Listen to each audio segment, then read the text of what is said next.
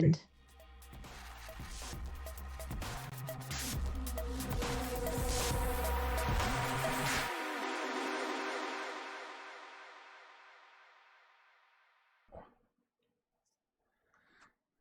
right. Sorry. It's been a night. That's okay. Everybody laugh or say something when I come on. That gives me the sounds. Hello, everybody. Welcome to our Friday night presentation of KULT Divinity Lost right here at Tabletop Roleplay Theater. Before we begin our story, I want to thank Helmgast for this fabulous game that we are all just fanatics of. And I want to thank you out there live on Twitch or watching us later in the future on YouTube. Hello.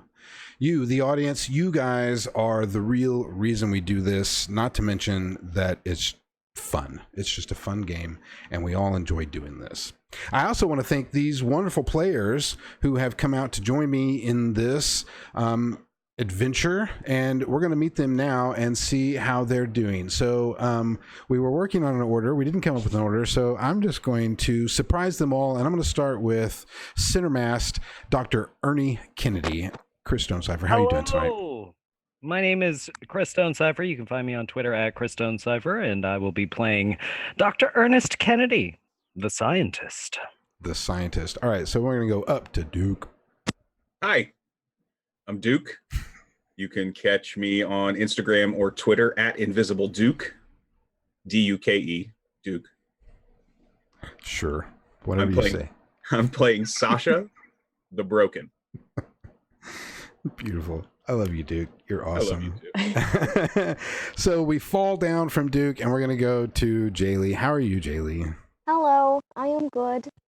I am Jaylee, as Curtis said. I play Harvey Winston, the Cursed. Harvey Winston, the Cursed. He's a very sad boy. Yeah, Harvey's been having a rough time of it lately. Let's jump up to the other corner and talk to Krista for just a second. Hello, happy Raid Area 51 Day. That's right. My name is Krista, and I will be playing Blythe, the doll. The doll, who could probably use a little trip to Area 51 after last week's episode, but we're going to jump down to Erica in Moore 97. Hi, I'm excited. Let's go. I'm Erica. I play Joel, the Avenger. Joel, the Avenger. Thank you, players, for our wonderful little ad-lib introductions there. Now, I want to thank all of you guys for joining my story, and let's see what happens next in KULT Divinity Lost, Manhattan.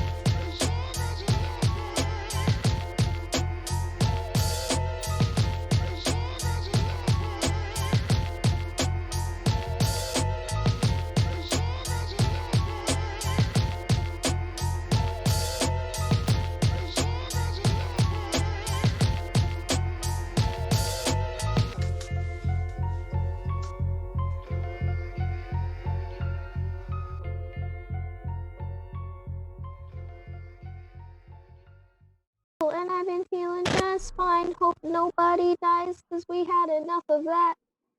I've done that song at karaoke before, too. Oh, I believe you did. Absolutely. Are you going to continue with the song? I like that. Oh, that's it. That's all I got for now. Come back for the revised edition maybe at the end of this episode, if you stick around.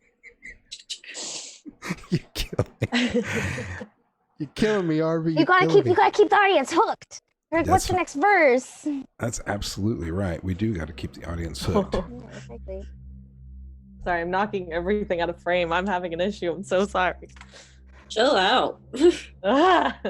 Calm yourself. My wires are all crossed. All right, we're good now. Arms are flailing. My dad had that surgery. Same. Oh, Jesus Christ. Yeah. You guys ready to get spooky? Just jokes, ladies and gentlemen. Because we're terrified we're all Yeah, going to die. That's true. We're trying to Yeah. probably Just jealous. stem the tide of horror and tears that's going to happen for the next. Oh boy. Real tears. Like literal, actual real tears. Yeah.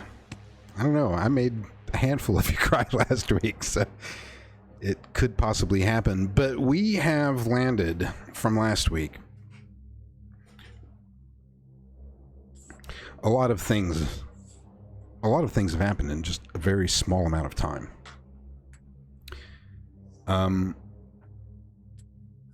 It was just moments ago that you were all face to face with an Archon.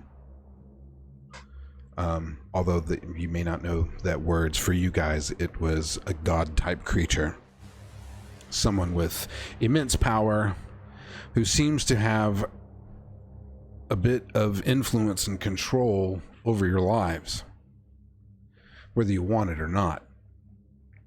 Some of you have decided that maybe this is the best way. Some of you are still a little apprehensive about it, but you made an agreement to do her bidding for a while, further her purpose, in the hopes of achieving peace and some power and turning your lives to kind of what your hearts really desire. But you all were then just sort of blinked back to Joel's home. The home that she'd been living in for a while. I think you guys have been there once before. It's after dark. It's about 9 o'clock if anybody looks at the clock. It's 24 hours since you actually walked in to Trump Tower, because time has been a bit weird in that time. That didn't make sense. Time, anyways. Didn't. We weren't going to say anything. Right. Let's just keep going. Time has been weird, period. And here you are back at Joel's place. And it is become obviously aware that there is also something alive and making noise down in the safe room. But it was promised to Joel that she would have a prize waiting for her when you arrived. Sort of a good faith demonstration. And so I'm going to turn it over to you guys for now, because you have all just arrived. You've landed. You've had a few moments to assess the situation. Harvey's blood is still on the carpeted floor. You're all still a bit shaken in your situation, and I'm not sure exactly where everybody's stability is at, but take a look at that. I have a question. So does Joel's place just kind of materialize around us, or are we bamfing into this room? Like, is it, I mean, how did that happen? Does the illusion just come back around us? Yeah, it's similar to that. You were sitting there crying over Harvey, with Harvey cradled in your arms, and when you had that last verbal conversation with Malkuth, when she confirmed that everybody was on board, the gray mist sort of swirled about. But Sasha, you were more focused on actually looking physically at Harvey, so you didn't see a whole lot of transformation around you. But as everybody sort of then relinquishes their focus on what's immediately in front of them and looks around them, you realize you're at Joel's house. It's not like you went through any sort of movement. You're looking at Harvey, you look up, and suddenly you're in a new place. Where's Blythe? In this room.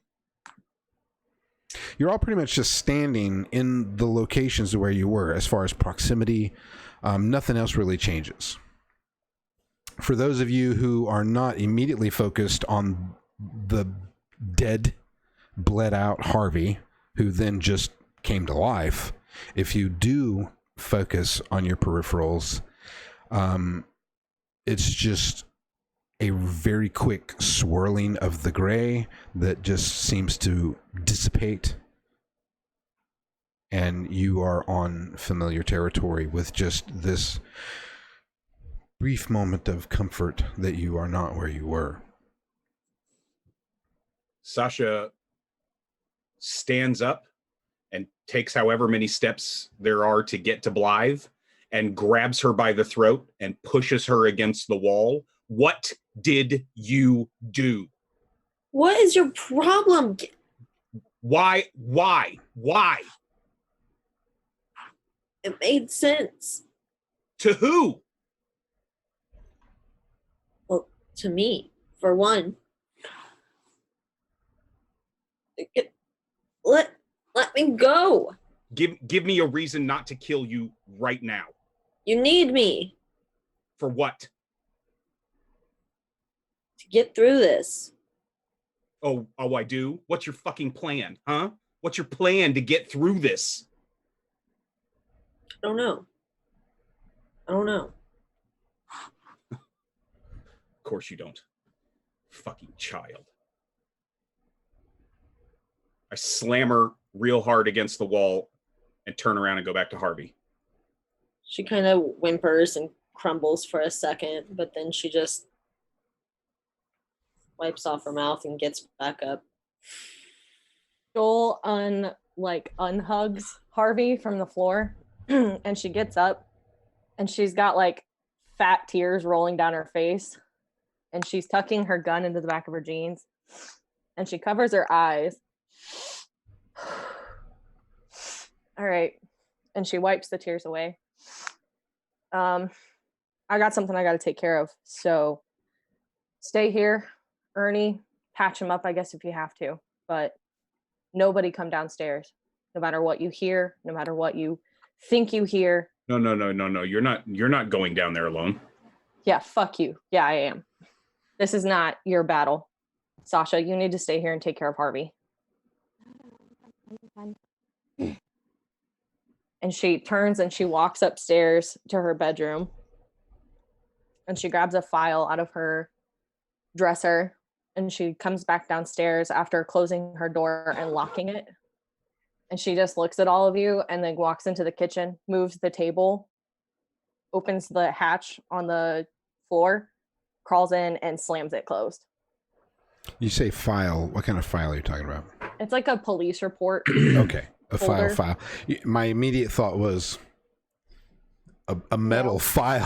I was like, No. wait, what? Like a paper file. This is going to get probably- real weird. Yeah, that's what I was like. Oh my god. She's gonna play the bad cop where she's like leaning back in a chair and filing her nails. Tell me everything you know. All right. No, it's like a police report. Yeah. When we got in here, Harvey's just been sitting down, like kind of like coughing up blood and just like staring at the carpet. Yeah, you feel yourself better. You feel like okay, which is confusing to your brain because your brain registered one thing and then something changed on it. It's still just its regular biometric self, and then so you've got a little bit of confusion, but ultimately you feel pretty dang good. However, there are still some residual, a little coughing up blood. You've still got, it's in your throat. It's still got some in your lungs from the puncture. The mess is still there. There's not any real soreness, maybe a little tenderness in that very spot on your neck that kind of lingers and reminds you of the moment. There any clothes laying around the apartment, Joel? You would have to go upstairs into the master bedroom, Yeah, I need. and there might be some of like her dad's and mom's clothes like in the closet. Curtis, what are my feet looking like at this point? Are they still disgusting with gaping holes? Your feet? Yeah. Oh, because of the hooks? From where she Yeah. got crucified? Yeah, I mean, yeah, Remember that? they're pretty fucked up. You haven't healed. You're wounded and sore. It's not like you can't walk. I'll let you walk and stuff, but it hurts. Have you ever stepped on a nail? Yeah. Oh, It's about a lot of times worse than that. I mean, Oh, great. you can Okay. still walk around, but you're sore. I'm not going to go so far as to say you're infected or anything like that, but you've got holes through your feet. However, it's been a minute since they were pulled, so the human body is miraculous. They do start to close up. It hurts, but you're not going to die from that. Right.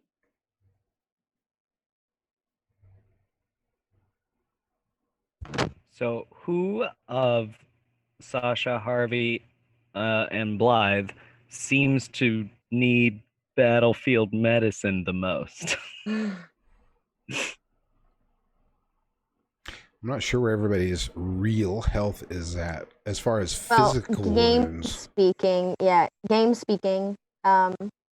I was at -6 because that's death, and then I was stabilized, so now I'm at -4. But Blythe probably looks physically worse than me.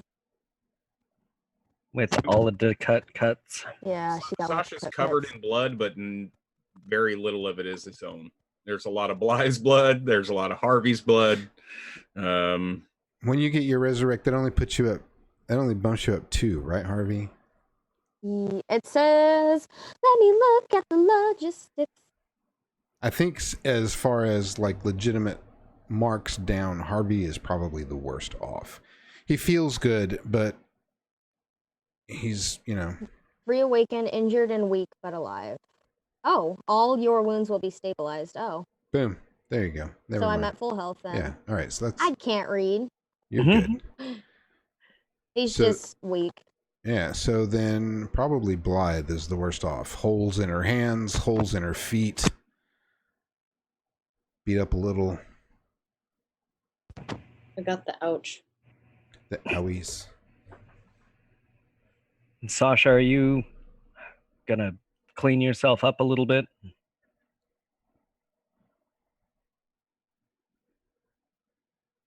Yeah. You're muted. Yeah, okay. Yeah. It's probably a good idea, Doc. Mr. Winston, how do you feel? Oh,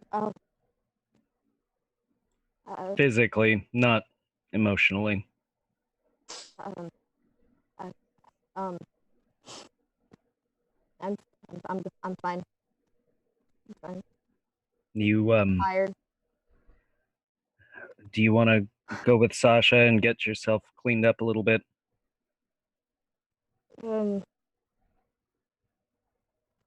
Yeah. I don't know. I guess. He's just like he's super just out of it at Well, the he did moment, die. just mumbling to himself. Yeah. Come on, man. Sasha puts his hand down, puts the foot out against your foot, like, to give you the heave ho up off the floor. He doesn't take it right away because he kind of looks up at Sasha and he's just like very pale, and then he looks over at the doctor and blinks away some of the fatigue and kind of like scrunches his eyebrows a little bit. Was this your plan? Is this what you want? Is this why you came, Ernie?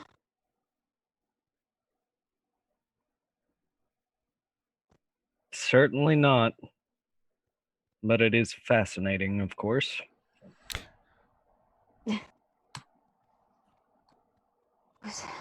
I just don't know. Were we all experiments in this? I've treated a great many people as experiments. It is not often that I am the one that is the subject of an experiment, but I feel That's exactly what we all are, for whatever these things are. There are gods. They're something.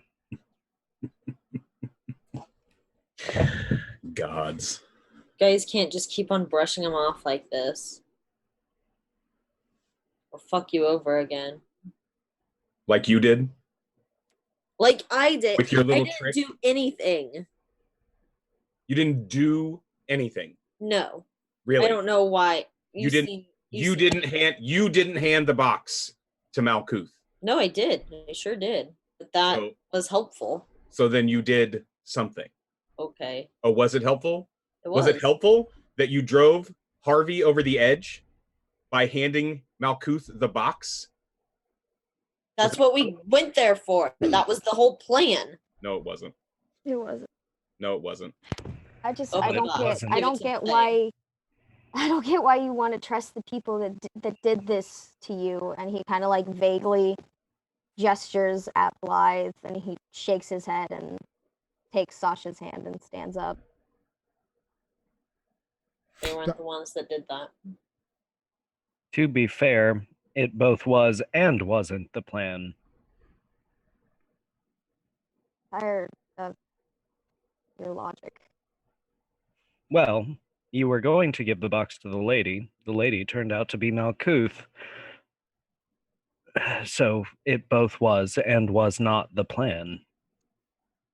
He doesn't respond. He just kind of like moodily shakes you off and heads towards the stairs. I start walking towards the bathroom, pulling Sasha. Dr. Kennedy, Dr. Kennedy, when you're having this conversation towards the end, you start to notice something about Harvey. And it's not something you can really put your finger on, because it looks to you as though pardon me. Let's not start that shit off again. It looks as though Harvey has a glow. That's the best way to describe it. It's not like this literal brightness, but you notice something different about her edges. Does that make sense? You can ask me a question if you want more clarification. It's as if you can almost see an aura from her. Him. Thank you. I don't say anything about it for the moment. Okay. Sasha, what did you say you were doing? You grabbed Harvey and we're heading. Yeah, Harvey took my hand and he stood up, and as yelling at Blythe and Harvey asking the questions and us being frustrated as all shit, I just start walking toward the bathroom, right, and take Harvey with me. That's probably about the time that Joel comes down with her file, moves the whatever, and starts to head down the trapdoor. Blythe, you got any plans? You doing anything at the moment? You're just kind of I gesture to Ernie. You wanna Yes, let me take a look, child. go to the couch? And I just, yeah, wounds. Kind of. Go upstairs and put some clothes on. Don't tell me what to do.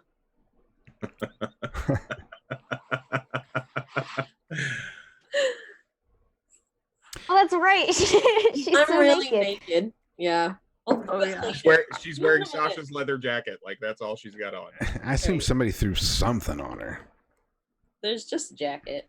God, man, we are edging really close with this 16-year-old. So close and so many times. It's a long jacket. It is. There is no short skirt, though. That's a great song. And Blythe is older than her years by this point. But our story follows Joel down the trapdoor. And Joel, as you are going down that trapdoor into the safe room where you've got stuff packed away for storage, there's some weapons down there, all of your stuff for unforeseen events. And in one of your kitchen chairs that is now downstairs is a duct taped individual who is gagged and bound, taped up to this chair, and he's kind of bouncing it around, trying to struggle and wiggle himself loose. And it is the skinnier version of the two killers that you are familiar with. So it's the redhead. Yes. So she comes downstairs and she looks at the dude tied to the chair, and she kind of smirks a little bit, heads over and grabs a blowtorch and pulls out her knife, comes over, drags one of the like small camping tables over, slaps it in front of him, sets down the file, the knife, and the blowtorch, pulls her gun out, and also sets it on the table. Well, look what we have here. A nice little ribbon all dressed up just for me. And she walks over and she gets right up in his face. And she looks probably like the scariest motherfucker you've probably ever seen in your life for a 17-year-old with giant blonde curly hair. I'm going to ask you some questions and you're going to answer them. And if you don't answer them, or if you lie to me, and I know you lied to me, I'm going to start taking digits. I'm going to start with your hands, and then I'm going to work towards your feet. And then if you really piss me off and you don't tell me what I want to know, I'm going to start to wonder if you're circumcised or not. And if you aren't, you can say bye-bye to that foreskin. And if you are, we're going to start seeing how many inches I can take off before you bleed out. We clear? He shakes his head. Yes. So she stands up straight and she rips the tape off of his mouth. And she walks back behind the table. All right. Shall we get started? You ready? And she picks up her knife and she kind of leans against the table a little bit. All right. What are you?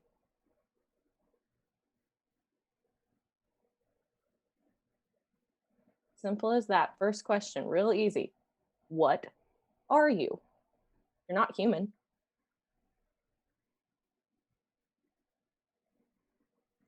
What do you mean I'm not human? Are you going to start off like you're going to torture me with stuff that I... What? She walks forward with the knife and she holds it up to his throat and kind of slides it up his cheek.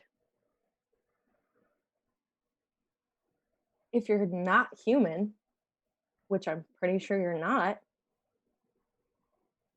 but you think you are, how the fuck do you get into my dreams and hurt me in there and do all the crazy bullshit that you guys have been doing to get away from me for all these years?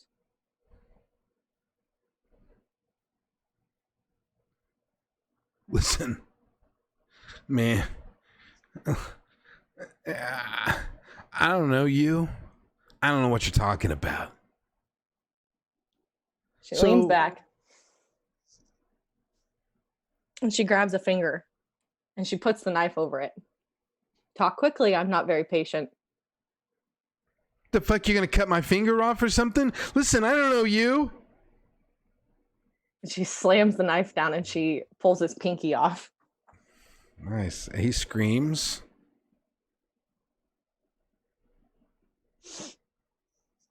All right. Let's see here. She flings his pinky like behind her and she walks back over to her file and she flips it open and she holds up two pictures of her parents' bodies splattered on the rocks. Ring a bell? This at all?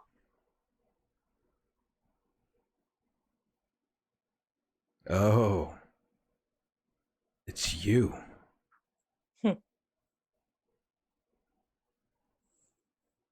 Listen, I'll ask you. kid. We just do what we're told to do. All right. By who? By who? Mm-hmm. I can't tell you that. Walks forward with the knife, grabs his next finger over, his ring finger. You can't tell me that, huh? Listen, kid, whatever you're going to do, whatever you want, I'm not going to give you any information. There's no information to give. This is your life.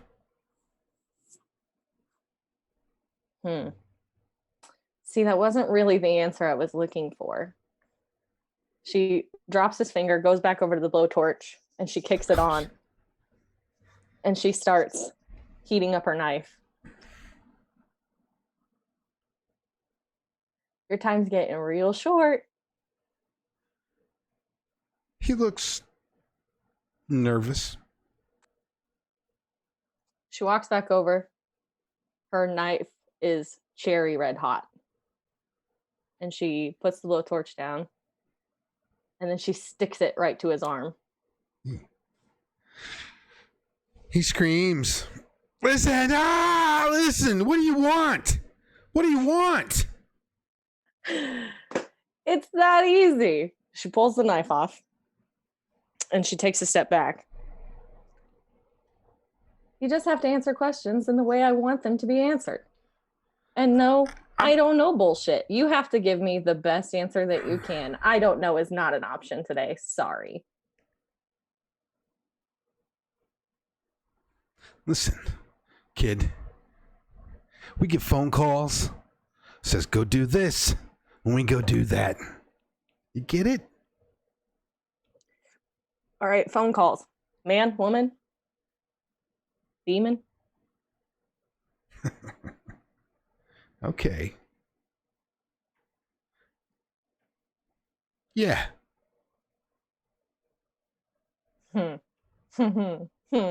Yeah. No, we're going to have to be a little more specific than that. She grabs his next finger again and she puts a knife down to it. 5 seconds. Man, woman, or something else. And be specific. Listen, you close-minded bitch.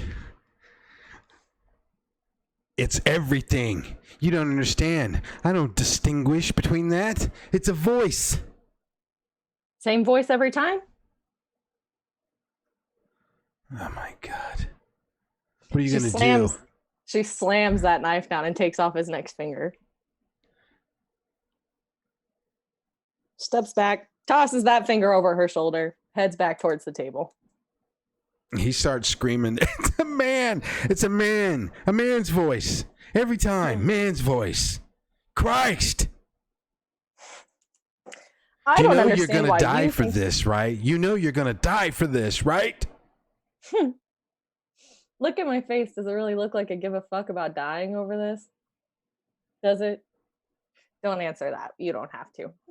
That one's not a part of the questionnaire I have here for you.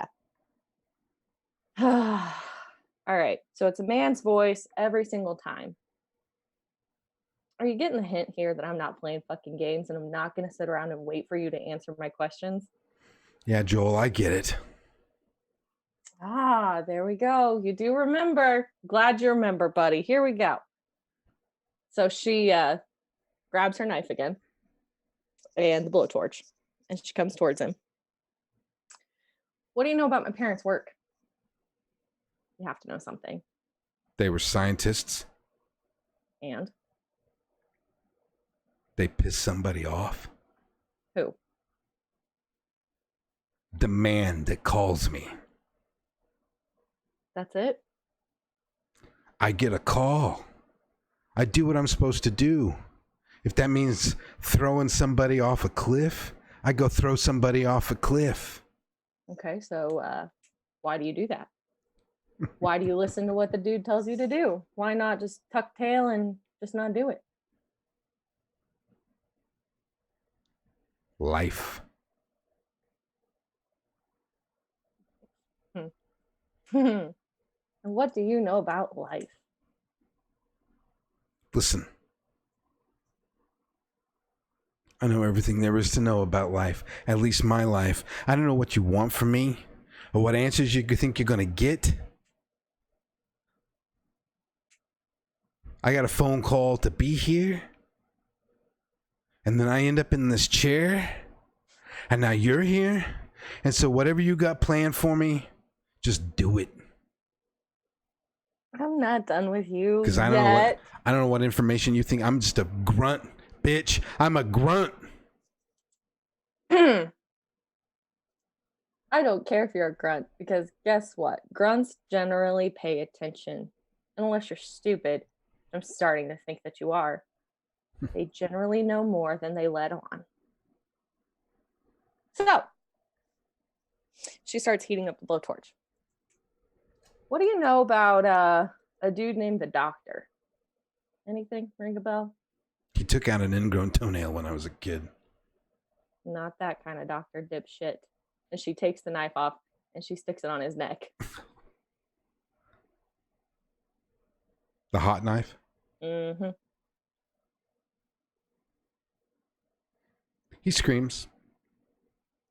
And you notice when he screams this time that he's got like this painted face, like this sort of clown makeup. And it was paint. When you're up close to him, you can see like the little cracks and, the flaws and imperfections in the makeup. And as you go in real close with that anger and hatred and press that knife to his neck, you notice a ripple happen through his face.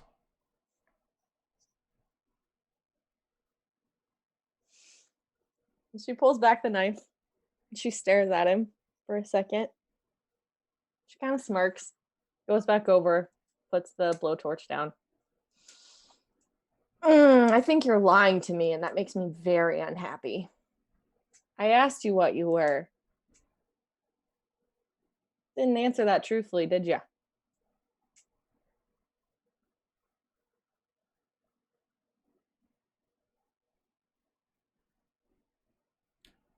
What are you talking about? What am I talking about? That's funny. You're a funny guy. She walks over and she puts a big old slash in his arm, pulls back, wipes her blade, waits for him to stop screaming or doing whatever it is that he's doing. You come to my dreams at night, and sometimes you show faces that aren't human-like you did just now. So, one more time. What the fuck are you? When you ask that question, you start to see him change. You also notice that the duct tape that was binding him starts to break and tear. And he starts to grow larger, and his clothes start to tear just a little bit, and he is busting out of this chair. A very large creature, just this bald, no-necked fold of a beast that starts to develop in this chair and breaks out. It's like it's a lictor, and his tongue comes out, and it's this big, long, snaky looking tongue with like little bumps on it, and it comes in, and his eyes, and he says, "You had your chance, and now it's over."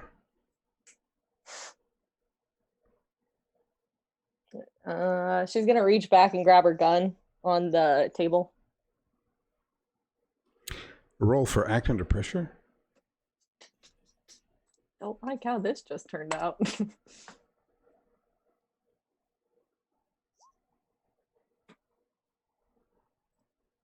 You grab your gun.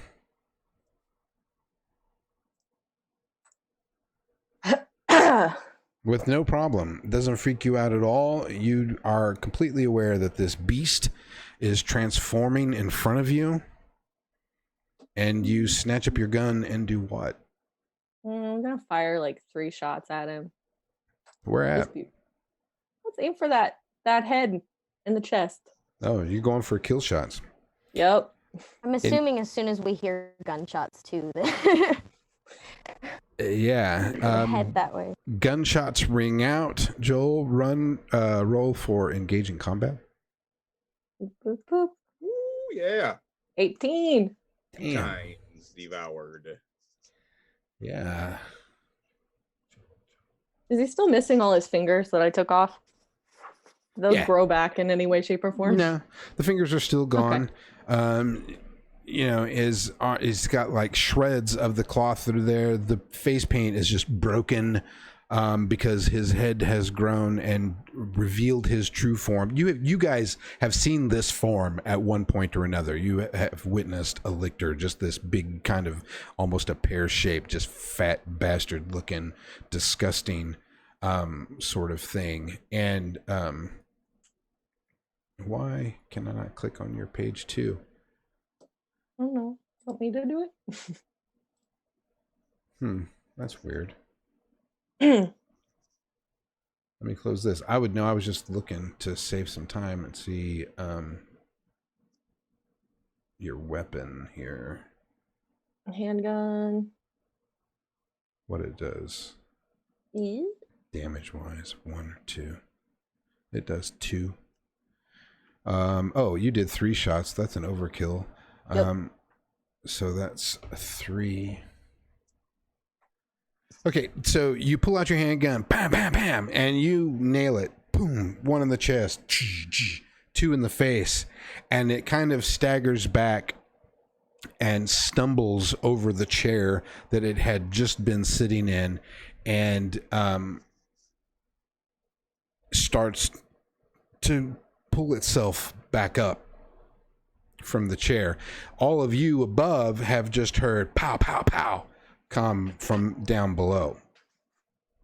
After you've heard a little bit of screaming. When he screamed, it was loud. She did some pretty nasty stuff.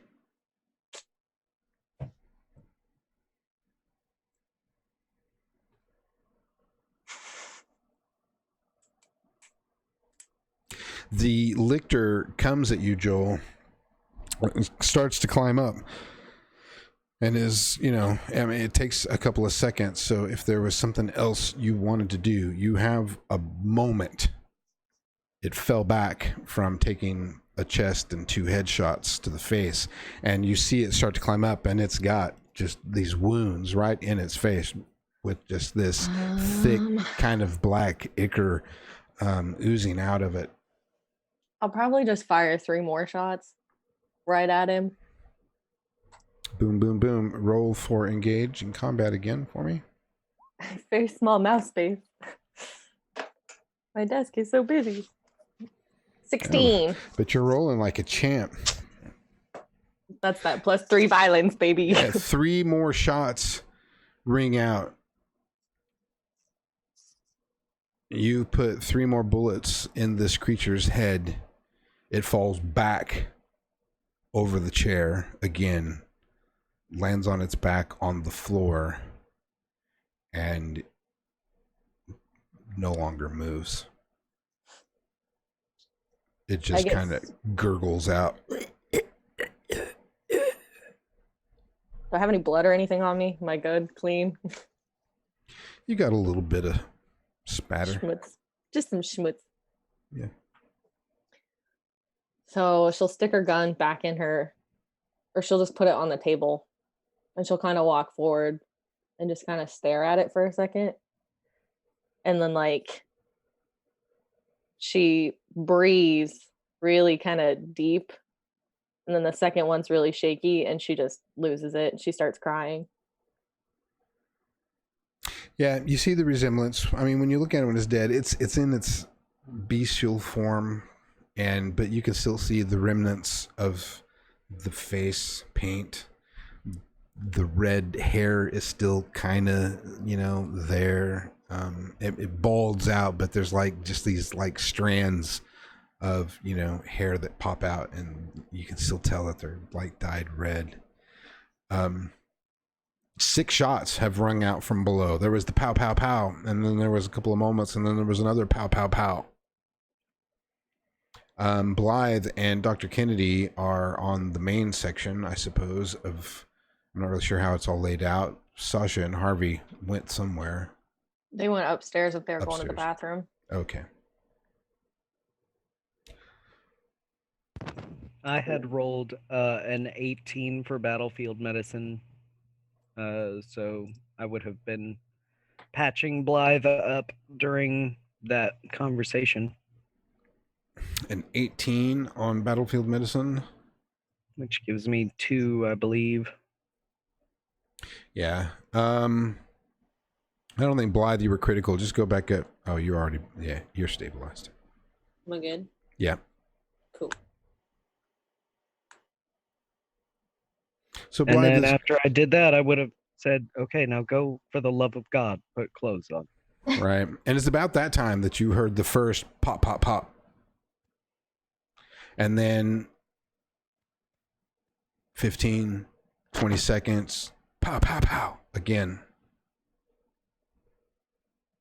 Yeah, as soon as like gunshots were heard, like I'm sure Sasha and Harvey like went upstairs and just kind of like quietly cleaned off and just kind of collected themselves a little bit. But he'd look at Sasha just like with wide eyes. Like, is that Joel?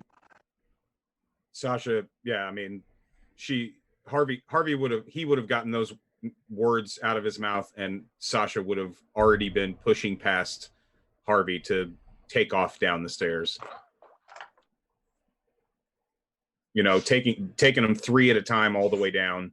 Right. Shit. Falls downstairs. Yeah, Harvey would follow him. Yeah, I'm a skateboarder. You know what I mean. Just rail slide down. Just... If you want me to do parkour, I will. Do you have the advantage for that? I rolled Daredevil, yeah. Sure. And you're all still relatively young. You can all move pretty quick. Except for Ernie. Moving downstairs into the safe room to see what's going on. The bullets are there. In the back of your mind, you're thinking everything's fine. Joel just plugged some motherfucker is probably what you're thinking, but you're a little bit panicked because shit has been crazy. You got to get downstairs, make sure everything's okay, and you get... Well, I think I don't think it's the first round of bullets that alerts me. Right. It's the second round of bullets. Gotcha. You know what I mean? That first round of bullets, I think we were all kind of expecting. Exactly. But it's when that second hail of bullets comes out that the attention is grabbed. Right. Yeah. The first 3 should have done it. Right.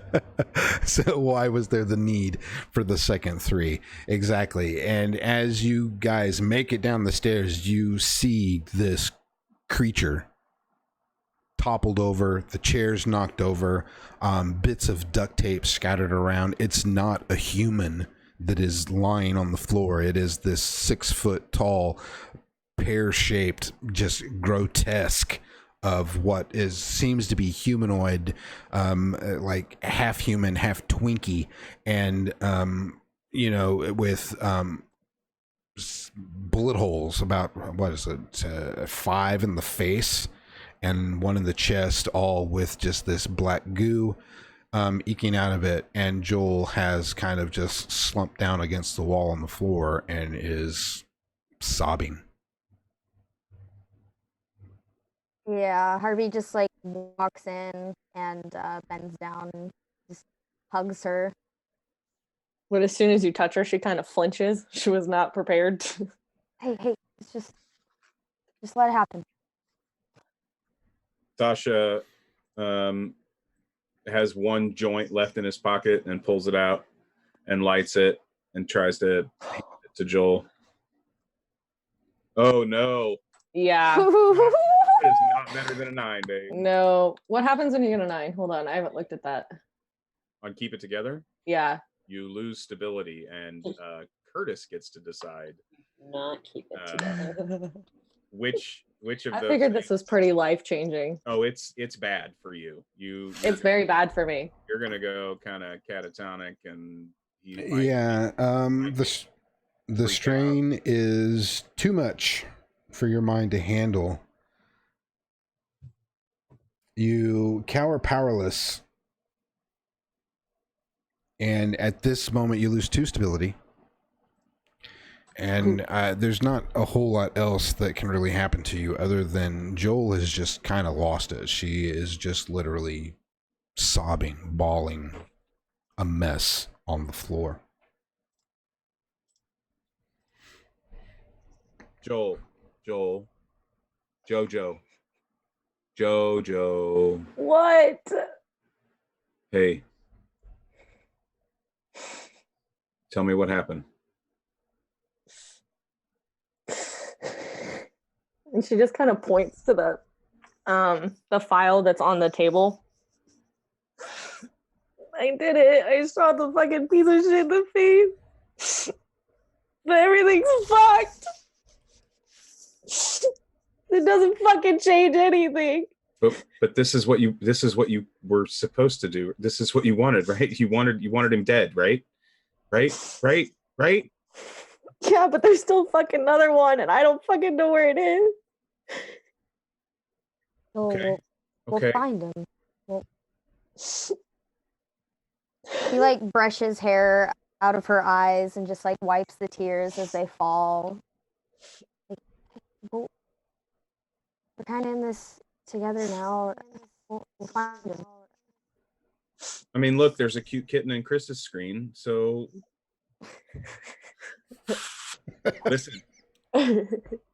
listen, that okay. Malkuth brought you this one, right? So maybe Malkuth brings you the other one, right? Okay. I don't fucking think so. Jojo. Because, no, you don't understand. What don't I understand? Tell me what I don't understand. He told me he gets orders through a fucking phone call. And then when he took the call, he ended up here. I don't fucking trust anything anymore. You got it, but you can trust me. You can trust me. He almost fucking left me. I'm trying to make a relation move. Okay. And give assurance to Joel through Sasha, to hopefully let her regain stability. I'm just gonna stay there and just like physically support her, like the tears and the hug. Ernie, did you go downstairs with them? Yep. Okay. Well, I did not. Oh God, what is she up to? I went and I got a t-shirt, got some pants. Do your thing, stop. And I left. Oh, great.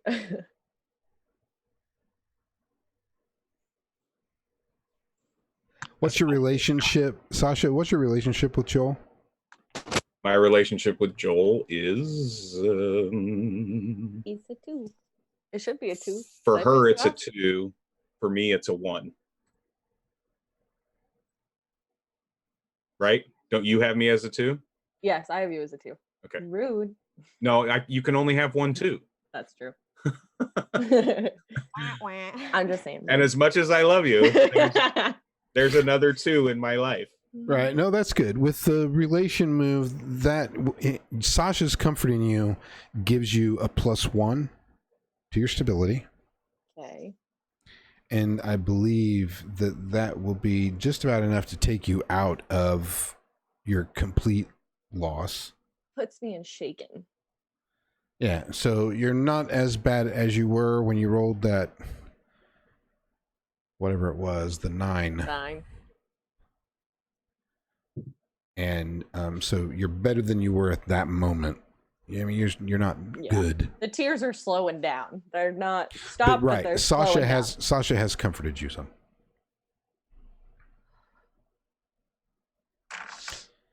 Harvey's just like cradling you, and he's like just like singing a little song, just like very gently. It's "Here Comes the Sun" by the Beatles, if you must know. Doo-doo-doo-doo. Yeah. I said. Now, Dr. Kennedy, what did you say you did? You were I went down as well. okay. And Blythe, you did not go. Is that No. what are you doing? That bitch left. Yeah, She I went left. upstairs, Yeah, stole she some gone. clothes, and is leaving. Yeah, I put on some clothes and out the door. Solo adventure. Did you take Sasha's jacket with you? No, I left it on the couch. Okay.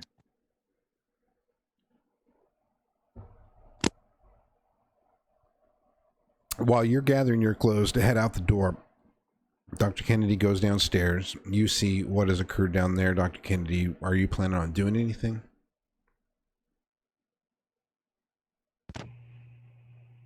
Besides beef jerky? Before I start eating that, yeah, Snacking. I will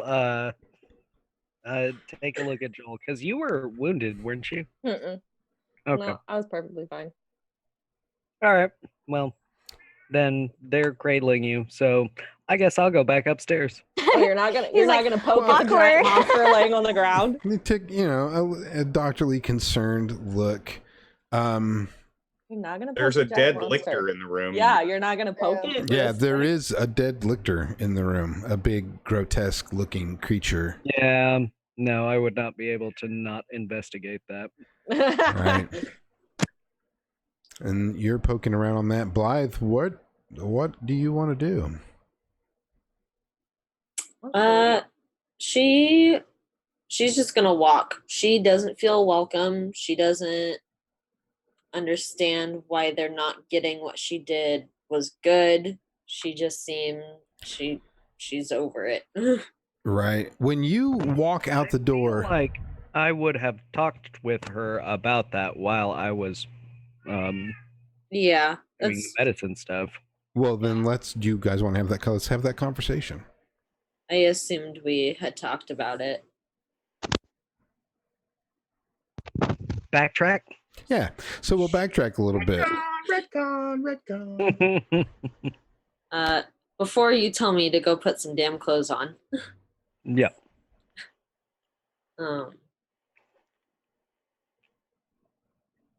I don't know. What do you think? Do you think what I did was okay? I feel like what you did was necessary. It was going to happen in the end anyway. It had to. They don't understand. They don't get it.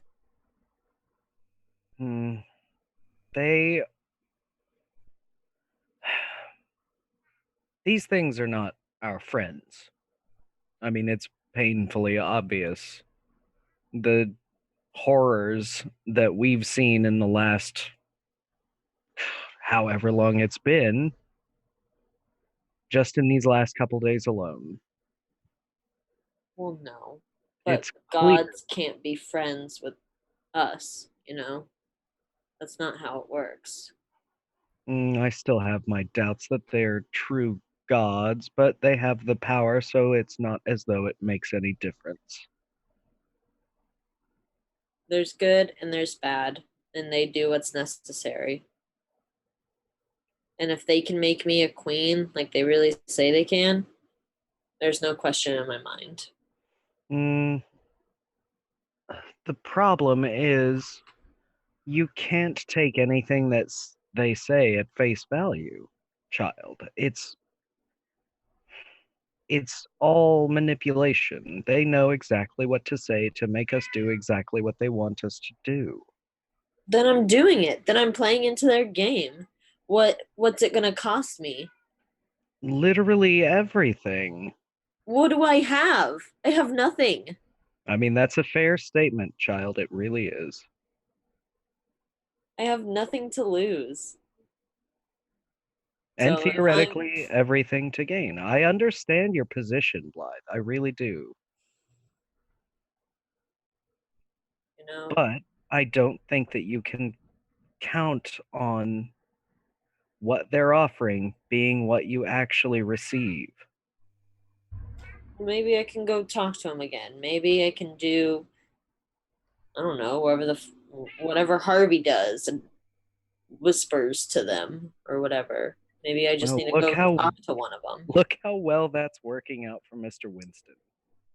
He made him mad. He ruined the relationship. It wasn't their fault. From what I understand, he has had to do horrible things in order to maintain his relationship with these entities. Like we all haven't had to do horrible things. Oh, absolutely. I mean, you've seen my basement. Don't bring up the basement. Yeah.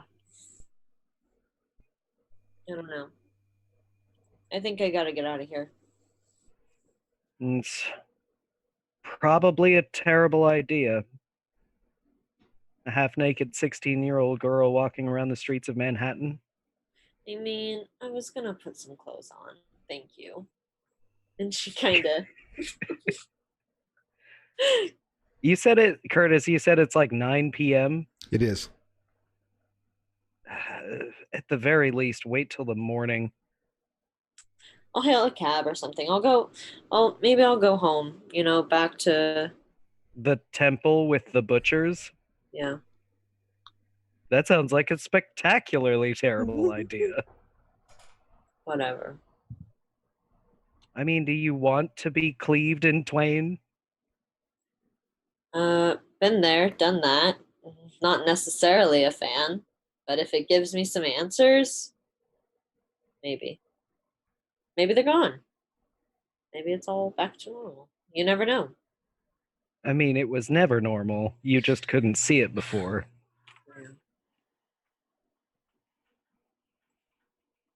In fact, I have a feeling that you're going to see quite a lot more of that just even on the streets now. Once you've seen through the veil, you really don't stop.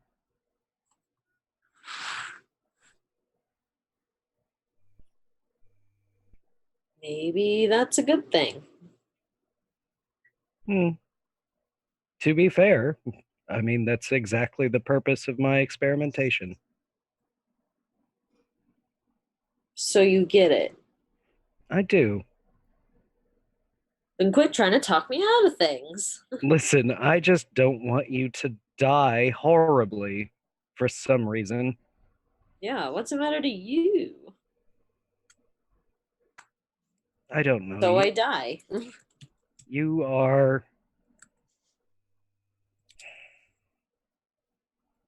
Your position you never deserved. You should not have been wrapped up into this. The doctor was a monster, literally and figuratively. You never should have gotten wrapped up in this in the first place. Joel, do you have a doorbell or a buzzer or what kind of door signifying device do you have? You have a people? No, No, You there's have no device? people. I was avoiding the peephole. I can't avoid the people. Never avoid the key. Technically, if the front door was never opened with the key code on that route, like if it wasn't opened, then it would set off a massive alarm. No, I mean, if somebody was to come to your door, do they ring a doorbell? Oh, like outside? Yeah, Yeah. they can ring a doorbell. What does it sound like? I was trying to be.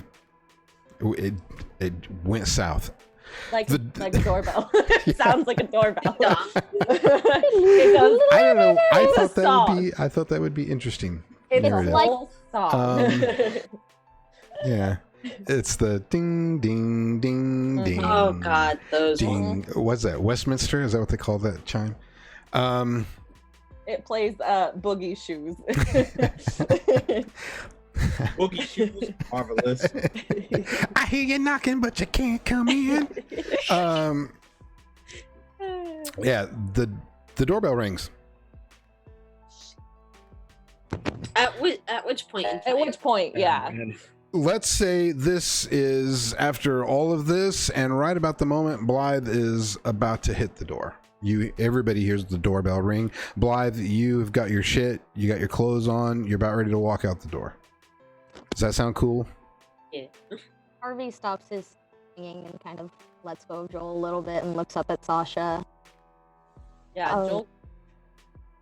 Yeah, it kind of interrupts the moment. Ernest, Right. you're probably at this point poking on the creature. yeah, I was about to say, who isn't covered in blood right now?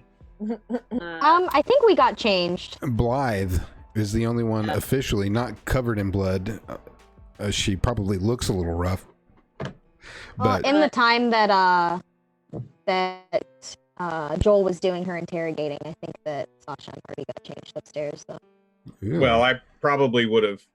I mean, Sasha was shirtless and covered in blood. Oh. He got no clothes on.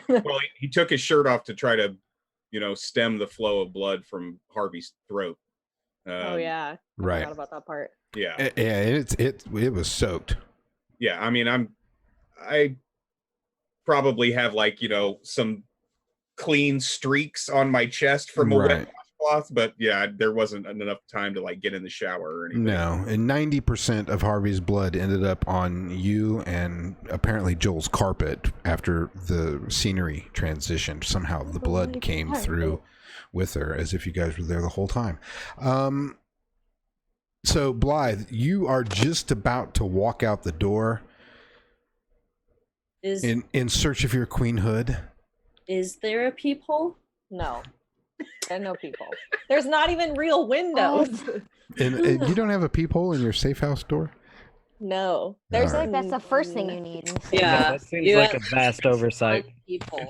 It's probably, Vast more oversight. of a camera situation. Yeah. Oh, Yeah. Oh, advanced Oh. people. Like a closed circuit. yeah. Yeah. Peephole. Yeah. CCTV people. There's a monitor in her dad's office if you can get into the office through all the knocked over filing cabinets and bullshit that's going on in there. But Blythe is not doing any of that. She's No. at the front door. And I'm so taking my chances. I'll open the door. Of You Let's open- go for it. Of course you will.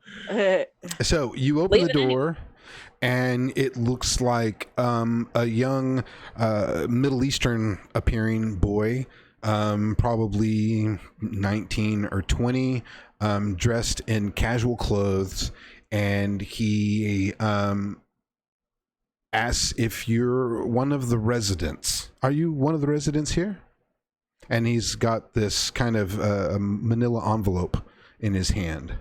Should Blythe roll her disadvantage for when she meets a new person? Oh yeah. Does he fall in love with Yes. As a matter of fact, this I love you. yes, thank you for reminding me. Yes, this so is many levels. yes, this is exactly the situation for Blythe's role. Okay. It's just roll plus 0. Yes, for object of desire. Good call, Harvey. I completely forgotten. There's I had not. I have to I keep really track want of to these see that things. thing in action. Yeah. I do too. That's the whole reason I want to see for this it. Middle Eastern boy somewhere. Fall in love with me. Oh, I don't- 9. Not 9. better than a 9.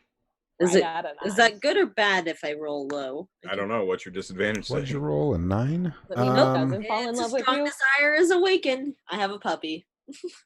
Oh. Worried. And Oh, no. this Now she has her first minion. So this is the DM moment where they have to all of a sudden come up with an entire character in 13 seconds. yes. And Yeah. That's why I started wearing the sunglasses so you don't go me go.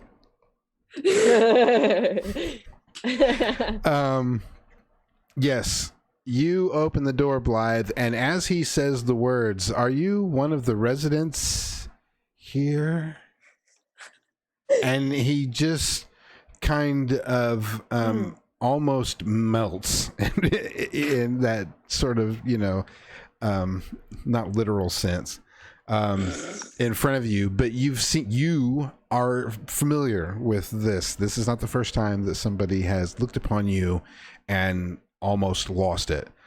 And yeah, so he's just got this look in his eyes and this manila envelope in his hands. He asks you the question, do you live here? No, I don't live here. They're downstairs. He drops the manila envelope and says, those are for you guys, and reaches out his hands and grabs you by the shoulders and pulls you in and gives you just the most this sensual kiss. He just lays into you. Whoa! Hook achieved. I hear you knocking, and you can come in. She like gives him a good hard shove, and because she was not expecting that. So you push him away. He's kind of almost breathless for a second. What's your name? What's your problem? You are beautiful. What's your name? I think by this point, though, Joel would have made it upstairs to see who's at her front door.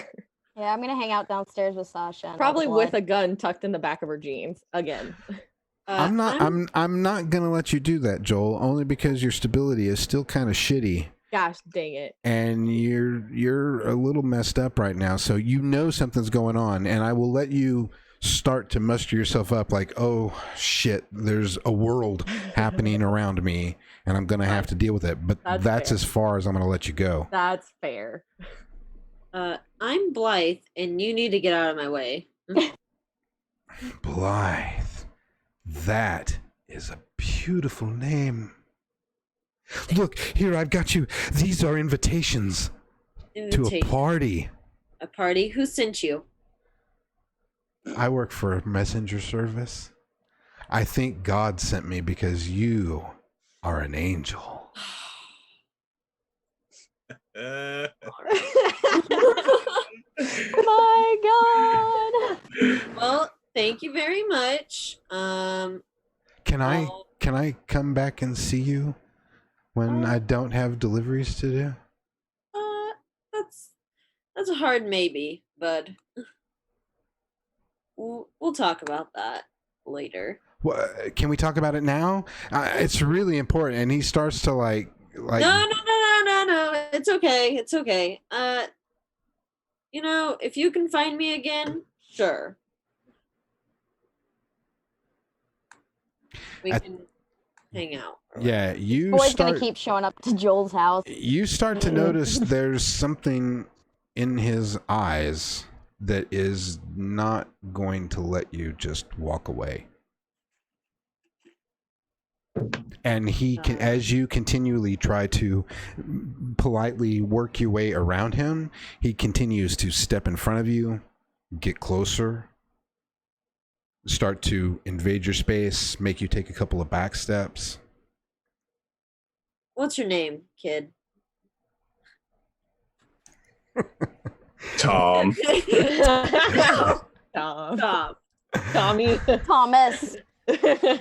No, my name is Niad. Niad?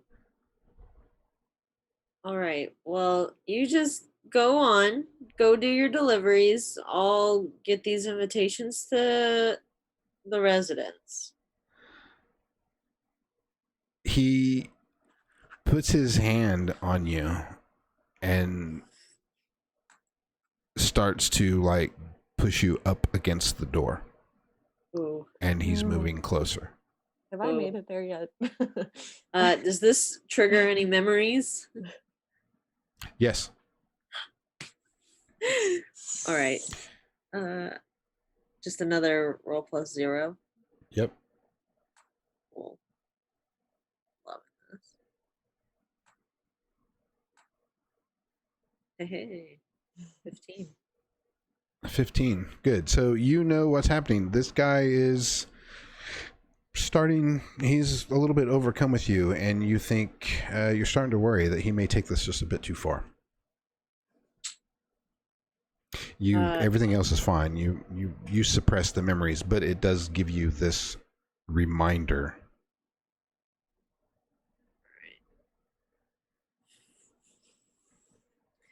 Did anybody else react to the doorbell? I know that Joel is just itching to get up to the door, and I'm about to let her go, but I want to make sure that the other three haven't moved in that direction. I'm tired. I'm gonna stay on the floor.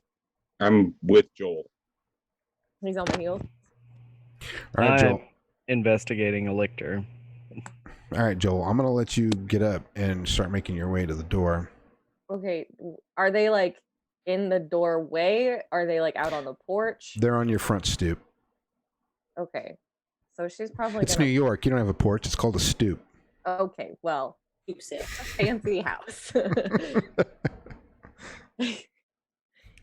So, it's probably like open. Like the door's probably standing open, right? Like Right. you guys are. Yeah, So that's probably- what I would assume. So I'm assuming I pop around the corner and here's this dude like holding Blythe up against the house. Yeah. I mean, he's not like he pushed her at this point, and it doesn't. When you come up, it doesn't look like he's like doing anything, but you can definitely sense that there's the pressure going on. She like turns her head to the side and she's like pushing his chest away from her. Like, okay, pal, that's enough. So Joel's gonna like step over and like get the dude off of you, like try to pull him off of you. I'm sorry, who the fuck are you? Okay, so you get physically involved then. You like jump up and get into it. Okay, so when you do that, he's sort of like, I'm sorry. Look, the envelope there on the steps. That is invitations, Blythe. If I could ever see you again, I'm sorry. And he goes back down. You see, he's got like a scooter out on the sidewalk and hops on his scooter. Don't come back. And takes off. He's got a little messenger bag. And then Joel would turn and look at Blythe. You okay? Yeah, Who I'm fine. was that? Heck if I know. He just came and he asked if I was a resident. Told him no. He said he had these invitations, and then he got handsy. Does that happen a lot? More often than I would like it to. Well, please keep the knife I gave you close by and chop off dicks if need be. Okay. What's up with this invitation shit? And she like leans down and picks up the envelope. I don't know. Open it. Alright, What's it say? let's go inside first. I don't like standing out here on the porch right now. I was on my way out. Why? I was gonna go home To the temple? to my house. To the temple? Yes. Why? Because it's very apparent that you guys don't want me here. You guys are pissed. And I don't want to be around that. Okay, Sasha's pissed because of Harvey. If you haven't noticed by now, that is a whole situation in and of itself. I'm not necessarily pissed just at you. I'm kind of pissed at the whole situation. It's the middle of the night. Just come in, crash on the couch, or I can pull up a cot. There's a couple beds upstairs. And then maybe we can talk it out and talk about our feelings. Oh, that just sounds awful. Yeah, I know, but I have a feeling it's going to happen. Come on, don't. I mean, you just had a dude try to get handsy with you. I'll come in, but it's just because I want to see what the invitation is. Thank you. That's it. And then we'll go from there. Thank Cool. you. I want to have a little chat with Ernie while him and I are Alright. upstairs. Okay. So she goes in. We close the door. Yeah, Joel follow after her. Pull that door closed, lock it. Did Sasha go upstairs with Joel?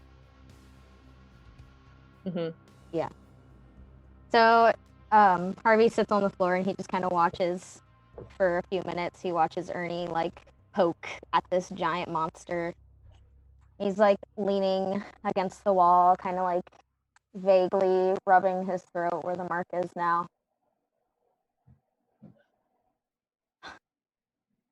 So he always mentioned this light. That was you?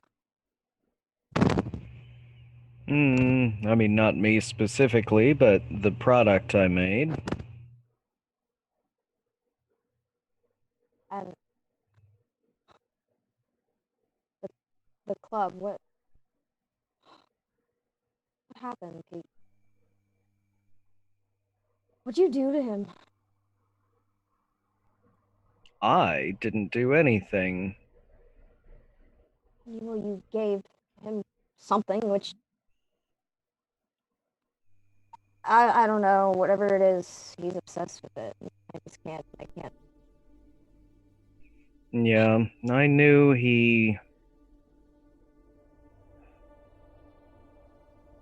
was chasing the dragon, as they say, but I didn't know it had taken him over that much.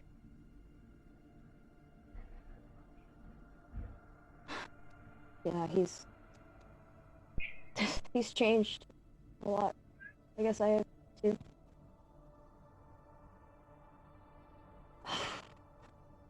Doctor. And he's quiet for like another 30 seconds or so, and he kind of looks up. I mean, you've seen a lot. Do you feel like I feel like I'm feeling enough for both of us? Do you love anyone? Have you ever?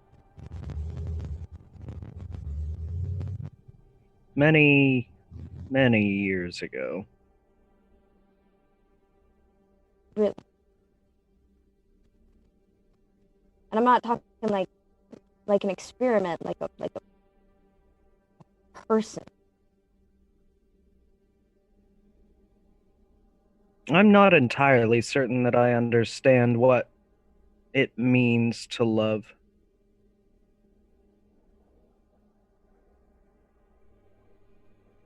I have affection for certain people, of course, but I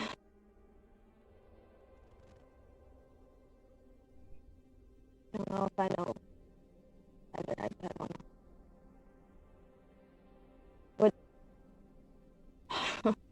What happened?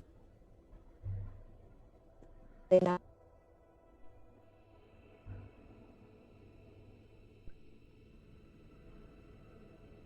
I guess what I'm trying to ask is what made you so cold?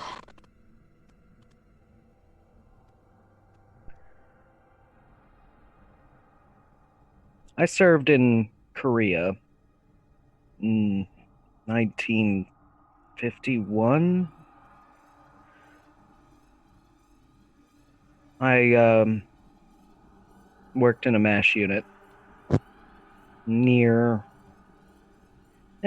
We were near what's now the DMZ, of course, but there was a creature that had taken up residence in the recovery tent. No one could see it. An associate of mine,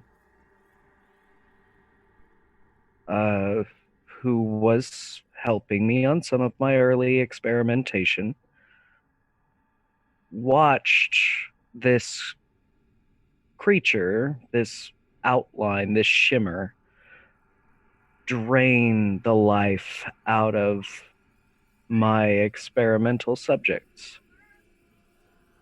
The ones that I experimented on specifically. There were other doctors in the camp, of course. Their subjects were left alone. Something that I was doing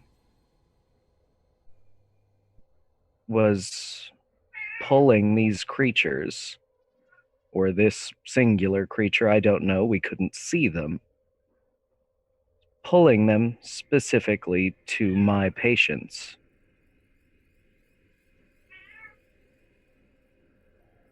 So, I kept going.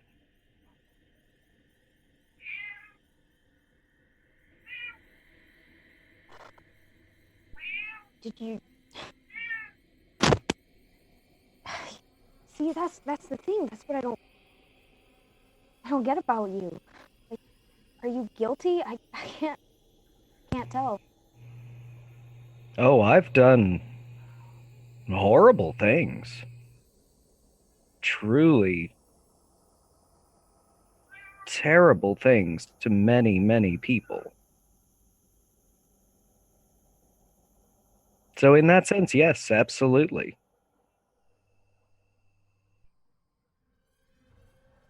Why? I wanted to know the truth. And now that you know the truth, It's far more horrifying than I had ever imagined in 30 years of experimentation. I guess I can't really judge. I was curious about it too once. I went to this art gallery with the person I was affectionate towards at the time, and I saw things, and I thought it could give me power and make all my dreams come true, but I guess here we are now. Fuck. So Sasha, how'd you get him involved in the experiments?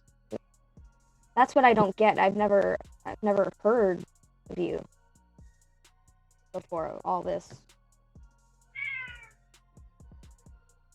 He was a useful asset in distributing the early forms of the serum that An I was. asset. You don't even think friend is that all people are to you, is assets? I care for Sasha. I do. But our relationship has always been professional. You know, I thought I was starting to get you, but I still don't get you. I don't. He's a good man, and he cares for the people that are closest to him. I can respect and appreciate that. He's a better man than I, in many, many ways. But he's also a drug addict and a criminal. We all have our flaws. You are absolutely right. I have murdered many, many people in my basement. He just stares at you like baffled for like 5 seconds, and then he like kind of like cracks a grin, and then the grin just gets bigger, and he's just laughing, and he doesn't even know why he's laughing, but the fact that you just outright blatantly say that while you're over here fucking with this creature, like I feel like you like pick up an entrail and you're like, I've killed many, and the whole situation to him, and it's a light point, and he's just like laughing at this point, and he kind of like falls over and holds his stomach. Mr. Fucking crazy. You're crazy. And Oh my god. I'm glad you're still with us, Mr. Winston. I am. I have no choice. I can't even kill myself. Oh fuck. Oh. Listen, You're one of the most interesting people I ever meet, and you know what? I hope I play a role like you someday. I kill people in my basement. This fucking guy. Oh my Harvey. God. Yeah. If we, Murder. there's going to be a way out. We just need to be smart enough to look for it. Oh, and you're funny. when it Oh. presents itself. Comedy hour. Okay. Yeah, I don't think that's gonna happen. We've done worse than sell our souls at this point, but Perhaps I misspoke. Not a way out, but a way up. sure. Sure. And he just kind of like relaxes back against the wall and goes back into his own thoughts. After Sasha had seen that Joel had the situation under control at the door, Sasha would have made his way back upstairs to the bathroom, closed the door, and he would have stood there and just looked at himself in the mirror for a good long time.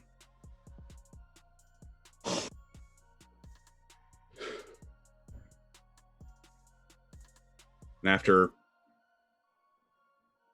2, maybe 3 minutes, just staring at himself, looking himself up and down, he would have reached into his pockets. Fuck. Realizing that all of his drugs are in his jacket downstairs on the sofa. But in his jeans pocket, there's an envelope.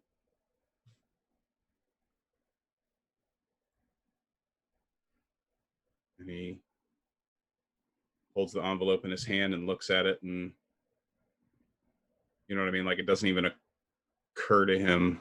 And he opens the envelope and he pulls out a letter and he starts to read the letter that Harvey tossed at him before Harvey punctured his jugular with the keys.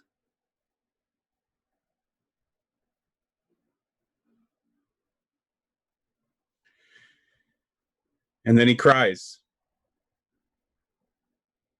He cries a lot.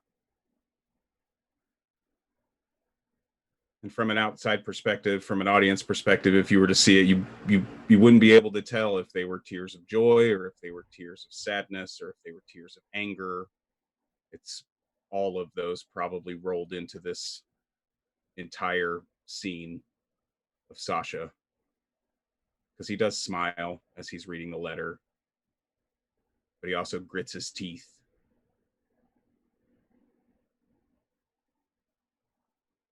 And he leaves the letter on the counter and he turns on the shower. And he gets in the shower and he stays there for a good long time.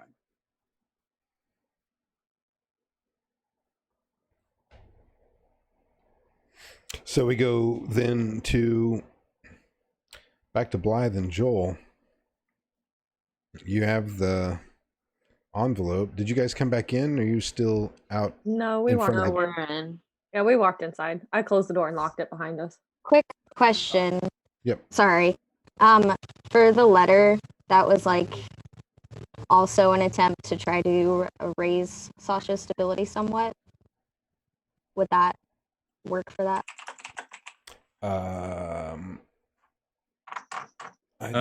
You haven't, have you read the letter, Curtis? No. Okay. Oh, he's not. There is I mean, I can make the argument that there is a serious amount of affection in the letter.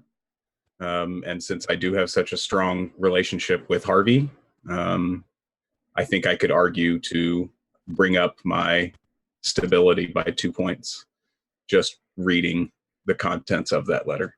Yeah. I could. Yeah, I'll go with that. That puts you what at distressed. That will put me at distressed, which is technically as high as I can go. But Right. That's right. That's as good as you get. Forgot to send the letter to the DM. Ugh. Doing that now. no, don't. That's all good. I mean, if he wants you to, it's fine. But No, that's fine. If it needs to come up, I'll make you read it out loud to everybody. Oh, yes. I almost did, I'll cry. and then I decided not. Maybe after break. So Blythe and Joel, yeah, you can bring your stability up. That the letter has the effect that was meant to have. All the way around. And Joel and Blythe have had just a brief moment together, and you have walked back into the apartment, and you have an envelope. Yeah. So Joel would walk over to the dining room table and like push some of the papers and like the empty bottles of booze and like the ashtrays out of the way, just enough to get some table space, and then probably start opening this envelope. Right. To And I'm see sure the what's inside. curious 16-year-old that was with her is right on her Of right course. there as well, Yeah. looking to see what's in it. It's not one of those big manila envelopes. It's one of those like half-size looking ones. The smaller version, the smaller version. And you open it up, and inside are 5 very formal looking card invitations, bifolded hard cardstock, black on the outside, white on the inside, with very fancy lettering that says each person's name is on it. Just their first name. Sasha, Ernest, Harvey, Joel, and Blythe, except Joel, it has your formal name on it. Ernest, your letter also has, I'm not sure, because I don't have your thing pulled up right in front of me. Whatever your real first name is, if it's Ernest or something else, Ooh. that's what's on your invitation. Your first name. Stay, Ernie. What's your first name? Because Joel's probably gonna laugh. Because Joel would probably go, "Who is Who the fuck is that? who Can't is be worse Wilhelm?" than Julius. It is you'd probably be able to figure out who it is. Who it is for. What name is it? What's the name? What's the name? No more hiding. I want to know what the name is. It says it right there. Is it Lynn? Read it. It is Ernst Wolfgang Kruger. Okay. That's No, the full the Wolfgang stuff is not on there. It just says Ernst. Ernst.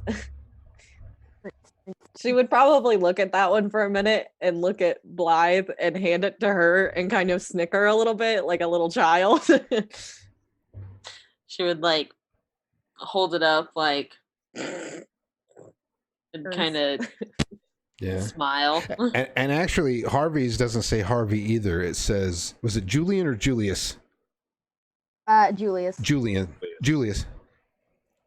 Julius Winston. Probably would hold that one up, also giggle. So yeah, there's hand it to Blythe. there's Okay, like, you know this though. Yeah, right. You knew him as Julius. Right. Right.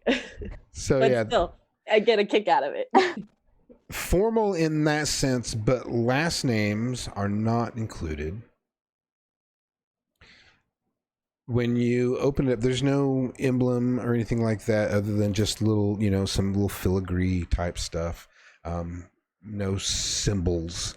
And on the inside, in this very fancy script writing, you are all cordially invited to a party at an address is listed there tomorrow at 8 p.m. Does it say like who it's from or in any way, shape, or form, any form of No, but it is it's a Park Avenue address. It's not Blythe's address, but it is a nice. I mean, just assuming you're from New York, you can look at an address and go ooh, or I'm not that familiar, so I can't pull it out. I'm just generic. Park Avenue sounds fancy to me, so we're gonna say it's there. But yeah, you recognize the address as someplace nice, but that is as specific as you can get. Well, Blythe, you like parties? The ones I've been to, not particularly. Blythe's had some bad experience with parties. At least 3. When the invitation comes like this, I can only say something's about to happen. More shit to happen that's already happened. Yeah. So we going in armed to this party, or are we just not gonna go? No, we definitely go. I'm just saying, buckle up, Buttercup. It's gonna happen. Think we should get the others in on this? Yeah. And Probably. with the just because she said buckle up Buttercup, which I hope somebody is clipping that right now. I think that is a perfect spot to take a real quick break before we head into the last half of the show. So why don't we take 5-10 minutes? Everybody stretch your legs, grab something to drink, go relieve your bladders, and we will be back in just a few.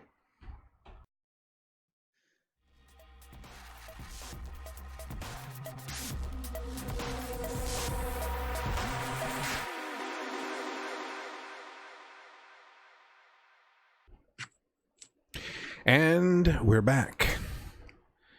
And right at this moment, I have completely forgotten exactly where we were. Blythe. We're all kind of doing our own thing. Sasha's in the shower. Yeah, Sasha's in the shower. Harvey and Ernst have just had their little moment. Blythe and Joel have just opened up the invitations, I believe. And are giggling at names. Giggling at everybody's first like a name. couple of teenage girls. Which they are. They are. Harvey's gonna be like, this isn't mine. It's for I someone don't else. even know who this Julius person is. Yeah. I'm Harvey Winston.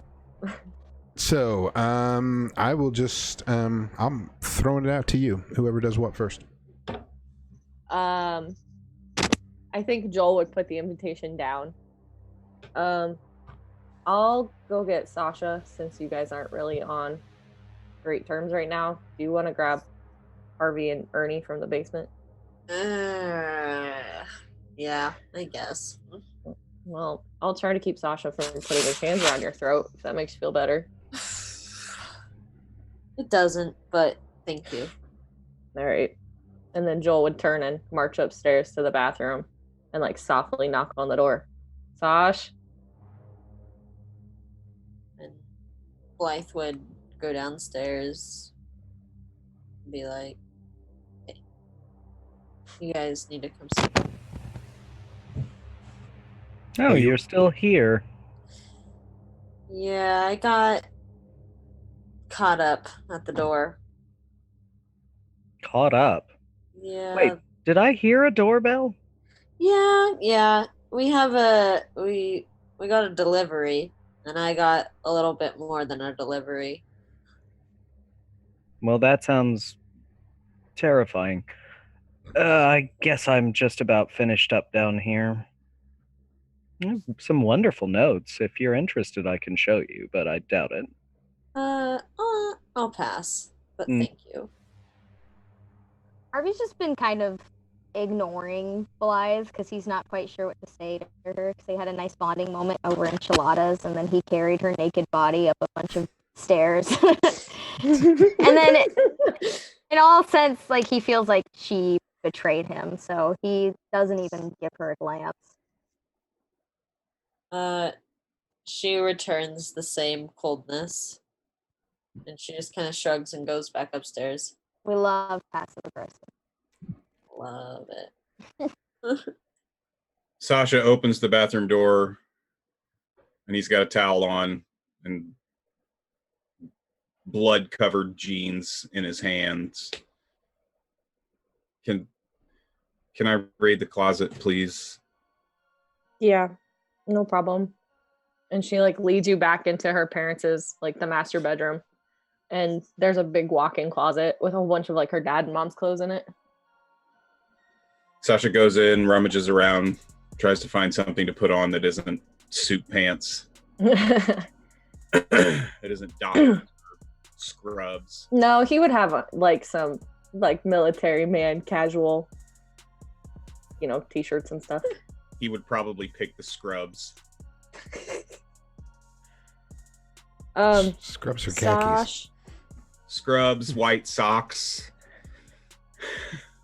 Just like a white t-shirt. Sash. Yeah. Yes. Are you okay? Are you okay? Yeah, sorry. Don't apologize. Don't do that. Stop doing that. I've told you that. You don't have to apologize to me. You did nothing wrong. I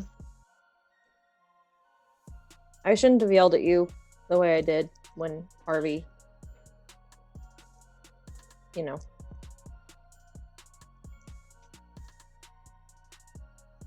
He grabs her and just brings her in and puts her in a big hug. She's gonna clutch onto you pretty hard. And he's going to squeeze just as hard back. Did you read that letter that Harvey tossed at you? I don't need to know what's in it. I just figured it was pretty important. And he pulls it out of his pocket.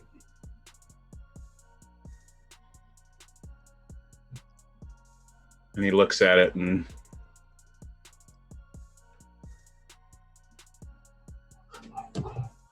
letters suck, but I wrote you one anyway.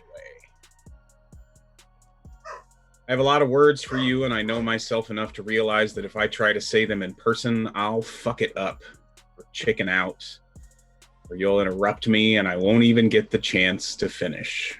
So here's a stupid letter. This tragic backstory begins with a little ignored boy who got bullied in public school. I was a nobody. Skinny, ugly, crooked teeth, asthmatic, bad at sports, untalented, ignored by my parents. Granted, it's not nearly as bad as what you went through, but it's my story nonetheless. All my life, there was a nobody who wanted so badly to be a somebody. I don't remember anything about my childhood because I never made any memories. And I thought that teenagehood was going to be the same. Puberty hit, I got pimples. Bullying got worse, more violent. I got really sad. Parents still didn't care, etc., etc., etc., what the fuck ever. My earliest real memory started on October 31st, during my senior year of high school. I was dressed as Elton John that Halloween, and I was going to some stupid, my parents are out of town, so let's drink our weight in alcohol type of party with my very first and only friend, Lisa. Did you meet Lisa, Joel? No, I just heard of her. Oh, okay. Sorry. Go Getting on. sidetracked. We got cornered by the local high school assholes before even making it inside. They kicked the shit out of me, and all Lisa could do was scream, but some part of me thought that maybe I was asking for it with the Elton costume. And he kind of takes a breath. But then you showed up. You came out of nowhere, and I know now that it wasn't nowhere at all, but a particular alley-like dimension somewhere. If I remember correctly, you were only there to sell drugs to dumb, drunk high school kids. Sounds like something you do. Yeah, it's true. But for some reason, you stopped. You called them out on their bullshit. They recognized you and seemed to respect you, so they stopped too. I was crying in a bloody mess on the asphalt like I tend to do with those shitty super glued angel wings I made, all gunked up with mud, and you didn't laugh or kick me or even leave me there. No, you held out your hand, helped me back up. You picked my glasses off of the floor, rubbed them on your shirt, and handed them back to me. You were the first person to stand up for me. Ever. Then you offered me my first ever bump of coke. You seriously?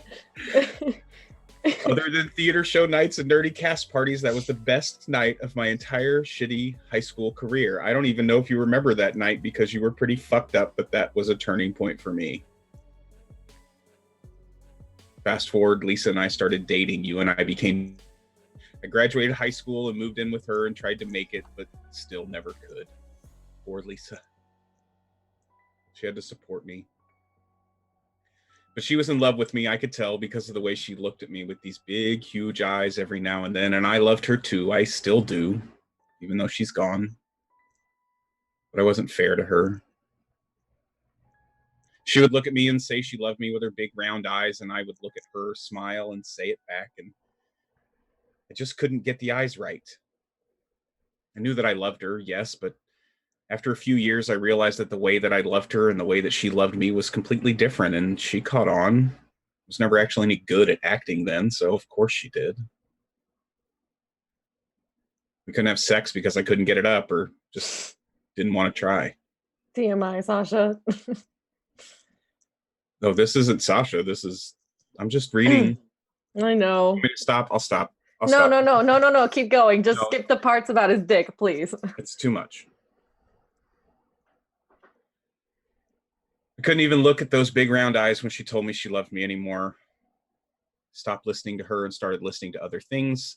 I became disinterested in a way that was not at all fair to her. I broke her heart, and I honestly should have done it sooner. Jesus. This poor fucking Harvey. The night at the art gallery was another turning point for me. I discovered the truth. The other world, the possibilities behind it. I became completely ignorant of her and obsessed with finding a way to cheat my way to success. She accused me of a lot of correct things, threw all of my shit out of her window, left me, cut off all contact, and all for good reason. You and I hung out through all of that. I told you she left me, but never got into detail as to why, and this letter's already too long, but bear with me, I've got a lot of shit to say. I made the swap deal, traded the kidney, became famous, etc.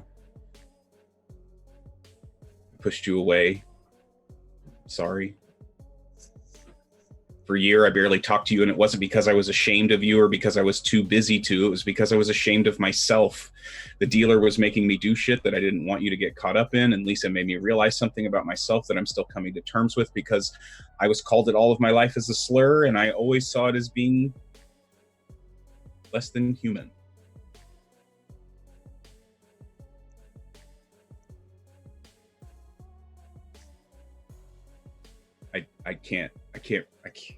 I can't read you any more of this. It's okay. I can't. No, it's okay. It's okay. I kind of have an idea of what it's about already. That next part you can keep to yourself. I love him too. I know. I've always known. Just thought you two would be stupid and keep dancing around each other for the next 25 years until you're both old and gray, and maybe times would be different. And you really think I'm gonna get old and gray? kind of hoped for it. Yeah. I think we both know better than that. Well, I love you too. not like that, I hope. No, not like that. I love you too, Sasha. You know that, right? No matter Yes. how pissed off and mad and screaming and yelling I do at you. Yeah, well, that's nothing new. Right. There's a delivery boy came, I guess, and tried to feel up lies downstairs. I know you're a sitter and you have full right to be, and I'm not telling you not to be, but we kind of have another situation. I mean, I saw him. No, I didn't. Fuck. We have That poor kid. Jesus fucking Christ, that poor kid. we should probably just I got overwhelmed. I should apologize. I should. you got to do what you got to do, but we should probably get down there so you can see what's going on. I think we all are going to have a family discussion. Okay. And then Joel bounces off the bed and walks downstairs. Sasha goes in the bathroom, grabs his boots, puts them on, follows you down.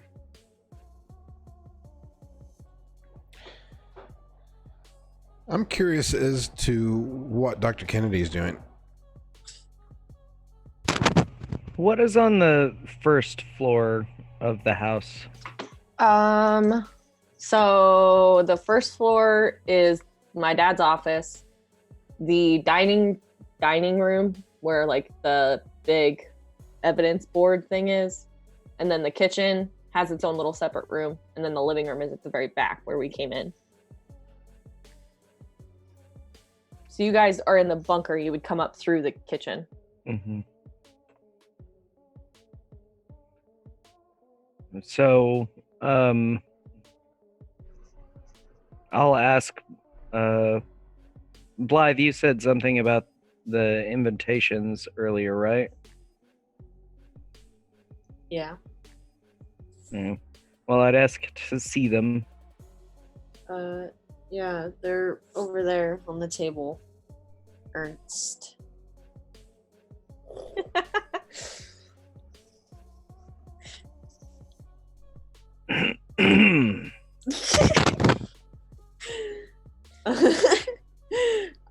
She laughs and then she goes to the refrigerator and doesn't make any more comments. She just starts digging around. She's hungry.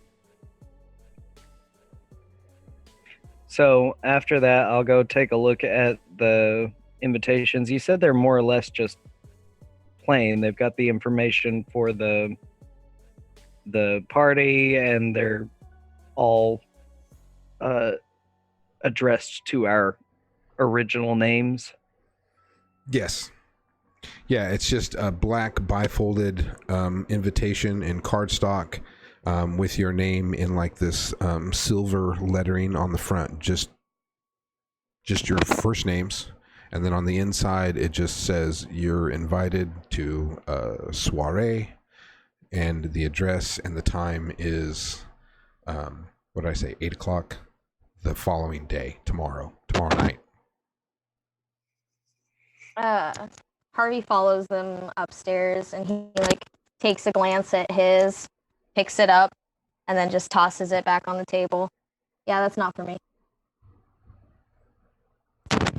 Let's just not go. Don't worry about it. Well, I expect it's the next step in whatever it is that we have to do for Malkuth. Okay. And he like glances over. Ernst. Calm down, Julius.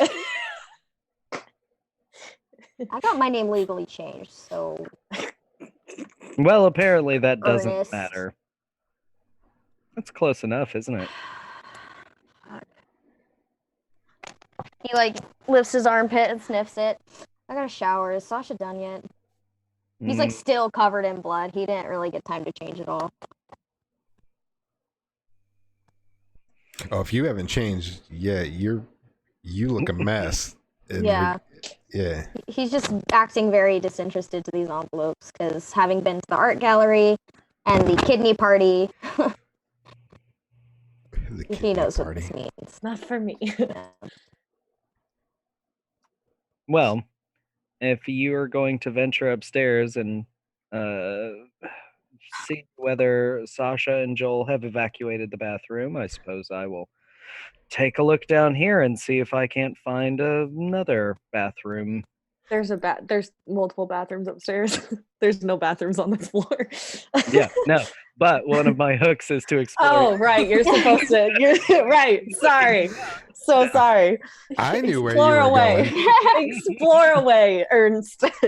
Ernie, if you gotta like take a shit or something, you can just go first. No. For a while. Go right ahead, Mr. Winston. Sure.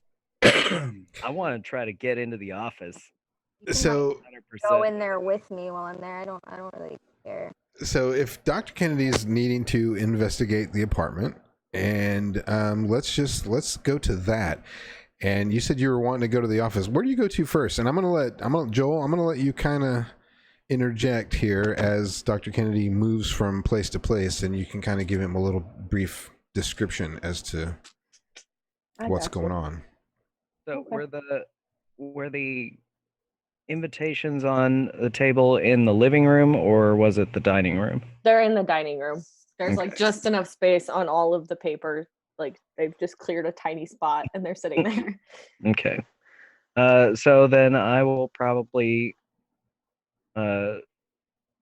make my way down the hall and just start trying doors, honestly, if I'm looking for the bathroom.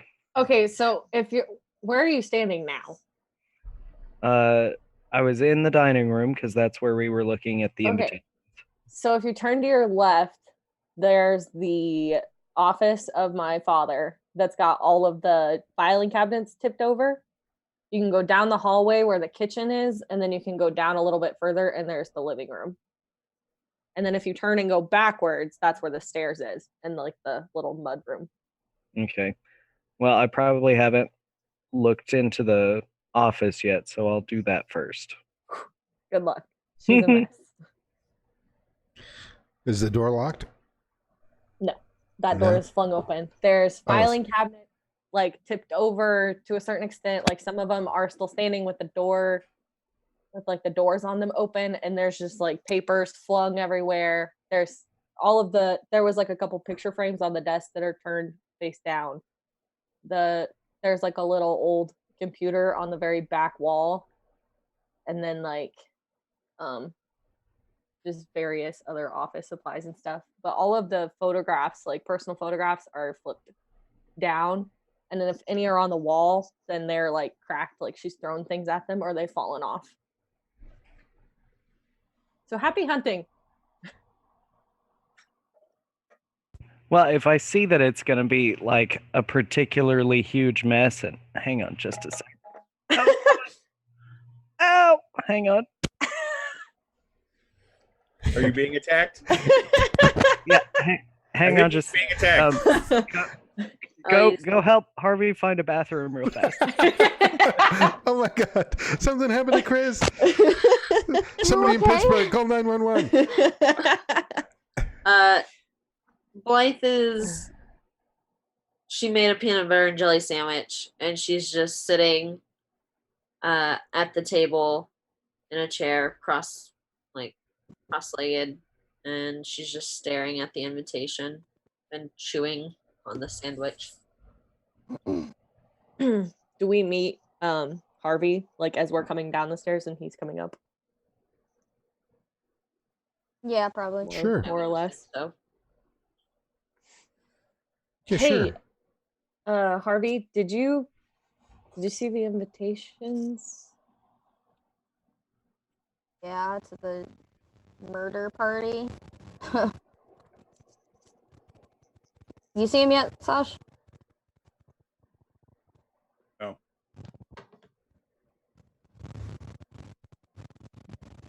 You okay? What do we get invited to?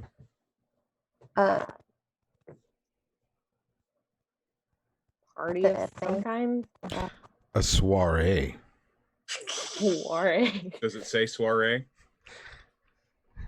Yeah. Whatever the fuck that Thank means. Then Harvey very sarcastically looks Sasha in the eye and pats him on the cheek and says, "Soiree." Yeah, it's gonna be some bullshit. I gotta shower. Okay. And as you walk past him, he does his best to indiscriminately like rub the outside of his hand. It's the outside of your hand. Joel is smirking to herself as she keeps walking downstairs. He doesn't know that you read the letter. In fact, he's No. like forgotten about it, so he kind of like looks down a little bit. Are you okay? Yeah. Josh? Oh, okay. Yeah, I am. I'll make it quick. Take your time. Cool. You can hear Joel like snickering as she like goes downstairs. He's like, they're plotting something, all right, and he'll go on up to the shower. Does Sasha recognize this address? No. Did Ernie? I mean, other than you recognize the part of town, and you can. Oh, he's you, back. Yeah, you can guesstimate as to where on the block and stuff it is. So it's a nice part of town. I don't think you've actually ever been there per se. Okay. Dr. Kennedy, you're back. I assume everything's okay. You're alive. No, Okay. no, yeah. Nothing's on fire yet. All right, good. And so you are standing there looking at Joel's parents' office, and it's complete disarray. Mm-hmm. Do you move on, or do you want to investigate the office a little bit? I'll take a look at the pictures that have been put face down, and then just, remember Joel's parents briefly, and then leave the office. Stare at my cute baby pictures. No. They were pictures of you, Joel? There's like they're family photos. Ah. They're like baby pictures, family vacation bullshit kind of thing. So after you do that, do you no other further investigation in the office? I mean, I'm sure I would like to, at some point, just dive deep into the files, but probably not the time. All right. So yeah, no, I'll turn back out, and I've already been to the kitchen. So you said the stairs were... They're like, if you hang a right, if you're standing in the doorway of the office, hang a right, go back towards the dining room, and then straight back up the hall to the stairs. Okay. Have any of us been into the living room yet? That's where we showed up. Was at the Okay. very back of the house. Yeah. Oh, so Yeah. that's where the blood stain is. Yeah, on my carpet. Okay. Well, then I suppose I will head upstairs. Miss Watson, what kind of person builds a house and doesn't put a bathroom on the base level? It's a safe house, dude. I don't know. It's not even a normal house. There's no fucking windows in here. I noticed. Not even a people. Not even. It's got a CCTV, people. God damn you. Hashtag CTT. Are you looking for a bathroom, Ernie? I suppose. I have a fair amount of blood and ichor on my hands and personage. Okay. I'm assuming that Harvey probably went to the guest bathroom, so you'll have to use the master bathroom. Straight up the stairs, swing a hard left, first door. Straight back. So I go upstairs and what does the upstairs hallway look like? I mean, Okay, so when you get upstairs and you swing, if it's got like 2 hallways on it, so it's like straight back and then another hallway that goes this way. If you go straight, there's the master bedroom that drops down. And then if you go up the hall, there's a laundry room, which is the first door on the left. Directly across from it is a guest bedroom. Straight back at the end of the hallway is Joel's bedroom, where the door is locked. And then the guest bathroom is like on the second door on the left.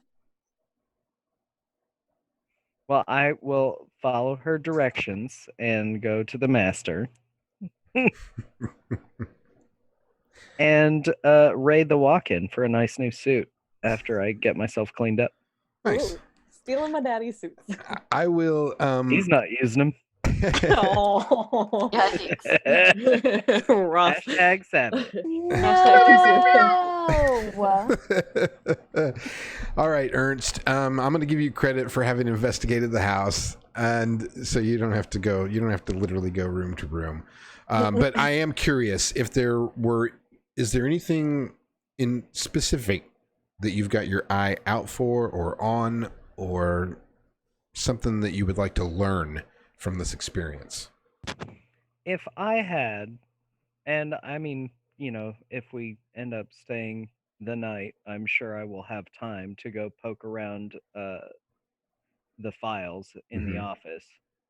There's also a but shit ton of files on the dining room table you can also poke at. Right. Yeah, I mean, I'm not much of a sleeper. Like, a couple hours will do me. So, Right. So just more of a curiosity, just to see what they were up to, sort of thing. Yeah. Gotcha. Harvey went to the shower. Sasha, what are you doing? Just sitting. Just sitting? Yeah. What about Blythe? Shit's been going crazy. You've got these invitations in front of you. You were there when the invitations got opened up. What's your state of mind now? You were about to leave, but now you've got a personalized invitation to a party, which is pretty impressive for a girl of your youth mixed with this company of old folks.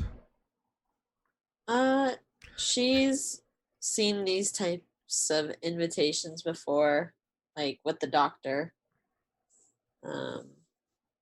She knows that this probably, like looking back, she knows that this party, this soiree isn't going to be great. And she's really debating going home and getting one of her outfits that she would wear to such a party. Right. Right. She's really thinking about it.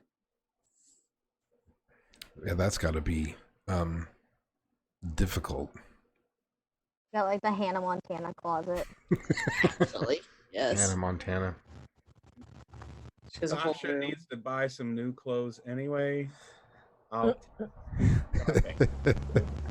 make it up to you. So everybody's kind of in this a bit of a funk. I'm assuming everybody's also in the state of mind as to where they're about to. Oh, is Blythe? Would you have been in the same room as me? Yeah, I'm in the. Okay, I'm at the dining room then I table. wouldn't have just sat there. Now that I think about that, I'm so sorry. Okay. Sasha would have apologized. Listen. I was out of line, and I should never have put my hands on you, and I don't know how I could possibly make it up to you. You did deserve that. I'm still really mad. I'm still really fucking mad. But I will do what I can to make it up to you. Doesn't matter. Yes, it does. Yes, it does. No.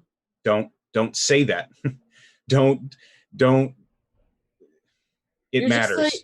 You're just like all the rest. It's fine. It's whatever. I've done it. I've been through it. I've been through much worse. It's what's done is done. It's fine. I'm gonna go take a shower while you two talk it out.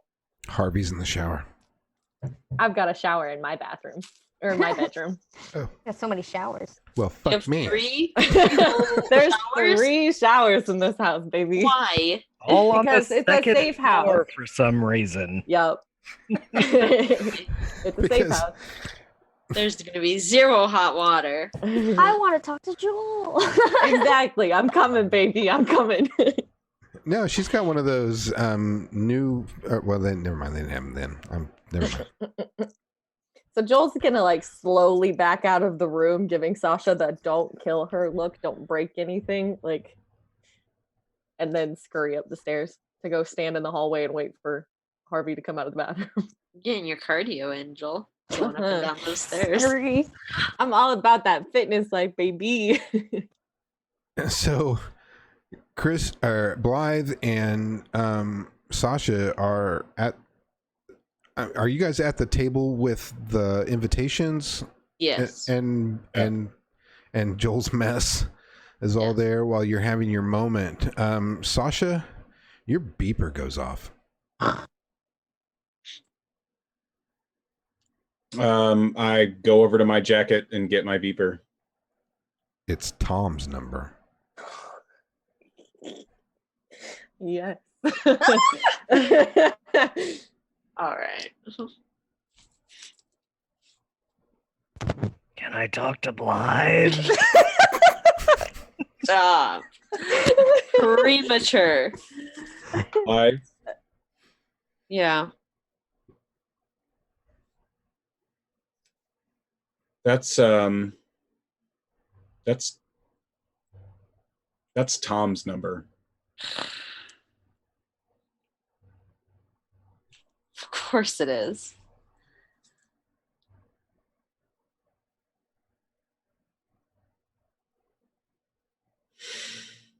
You have a phone, Joel?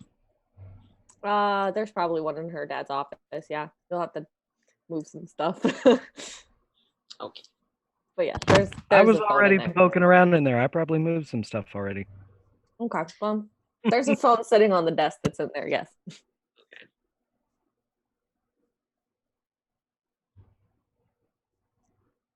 Did it say anything? Just his number? It's just that it's that same Yeah, this is a. that same number. I mean, at this point, Why not? You know? Why not? So she goes maybe because you've already been through enough in the last 4 days. Maybe we take a break tonight. Maybe we take 5 minutes for ourselves. 5, 10. I really am sorry. You really don't have to apologize. Yes, I do. I still want to know what you were thinking. I still want to know what your fucking plan is. I don't have a plan, but You had to have something in mind when you did that. it just sounded so good, and it still does. You have no idea What? I have no idea about what. about how shitty life is and how Sorry, I'm not that. Nope. You're please continue. You're right. You're right. Trauma is terrible. I'm sorry. I didn't mean to that. and just if the veil or whatever is gone, if it's really just going to be all out in the open, I don't see how living in a lie is better than being exposed to the truth.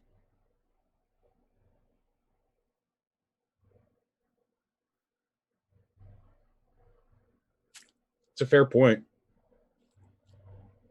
I don't want to be lied to anymore. I just want what's real, I guess. Well, I mean, if you want what's real, you want the stranger. Is that what you want? Because that's what's real. You want to be crucified and carved on? No. You want But to force your feet through giant metal spikes as you've been put up on a rack? Because that's what you're saying. That's what's real. That's the real side, right? There has to be more to it. With every bad comes good. That's not You true. know, yes, it is. No, that's how it works. That's how life is. It's not just all bad thing after bad thing. It just can't be. There has to be something more out there for me. There has to be something better. Hope. I get it. No. Now I get it. Now I get it. That's your plan. Your plan is hope. That makes sense. It makes perfect sense.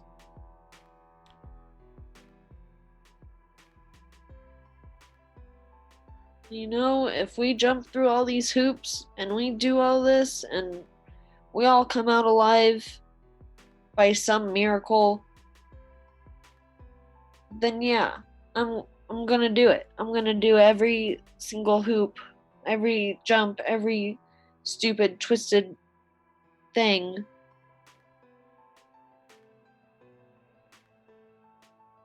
You know, because what do I have to lose? At this moment, Sasha and Blythe are closest to the front door. Is that right, Joel? If I have my map information correct? Yeah, because all the rest of us are upstairs. When you're having this conversation, as the conversation starts to reach sort of its end where you're at now, the doorbell doesn't ring, but there is a pounding on the front door. Like a boom, boom, boom, boom, boom, boom. If it's that guy again, I don't want to answer it. Can I hear it from upstairs? What No, guy? you're in the shower. The delivery boy. He came on to...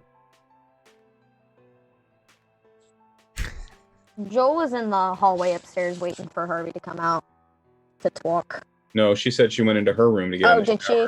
Okay. Yeah, I did because I figured you were gonna be a minute, so Gotcha. I went to go missed get that. post-op. I've still got monster goop on me. She's gonna be quick. She gotta catch you.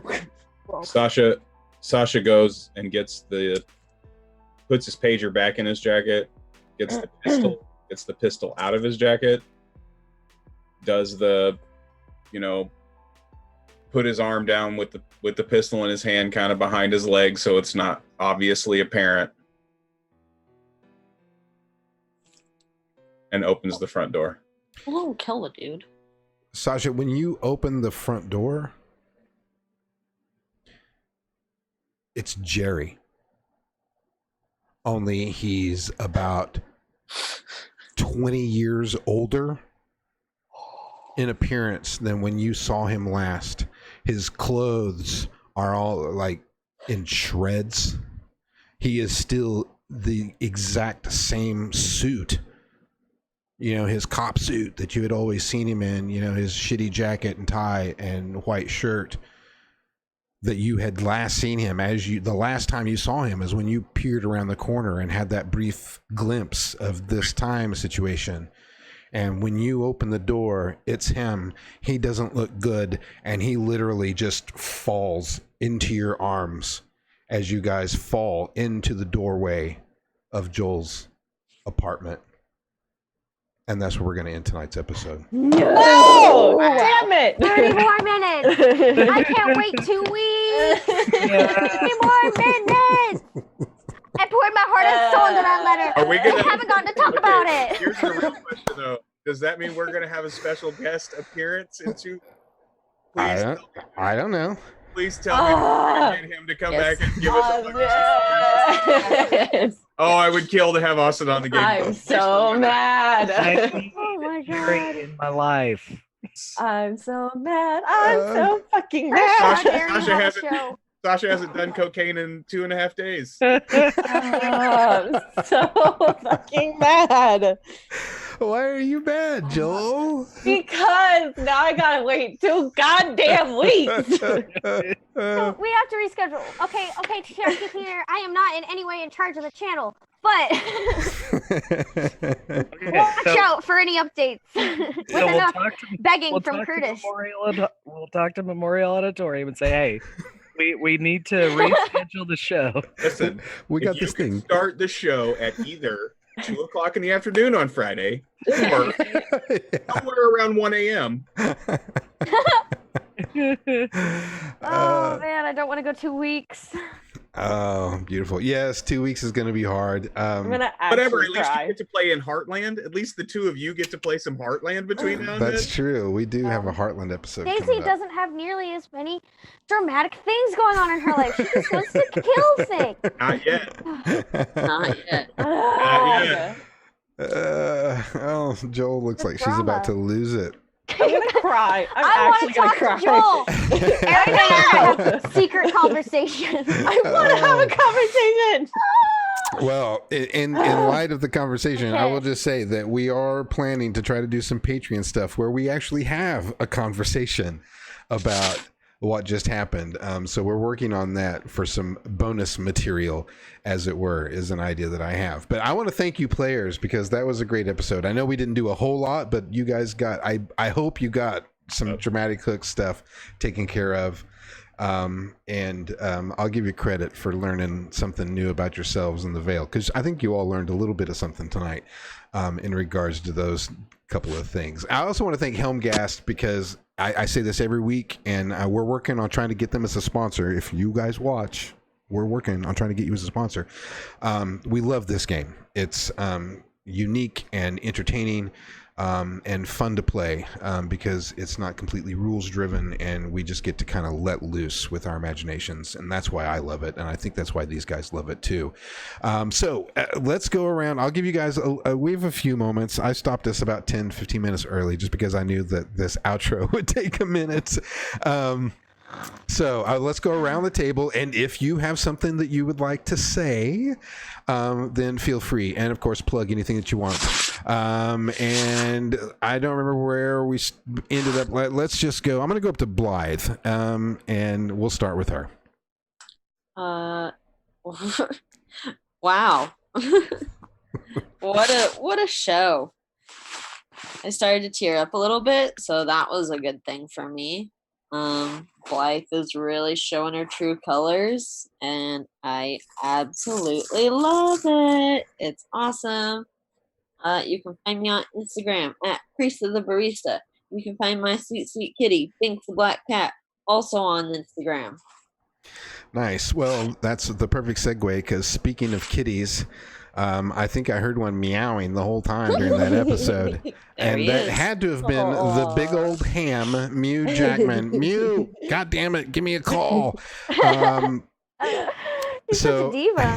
He really is. All right, so we'll go to Ernie. How are you doing tonight? It's just doing very well.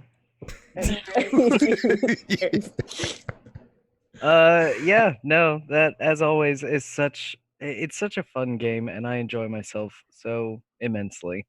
Harvey and I bonding, it's delightful. Yes, about time.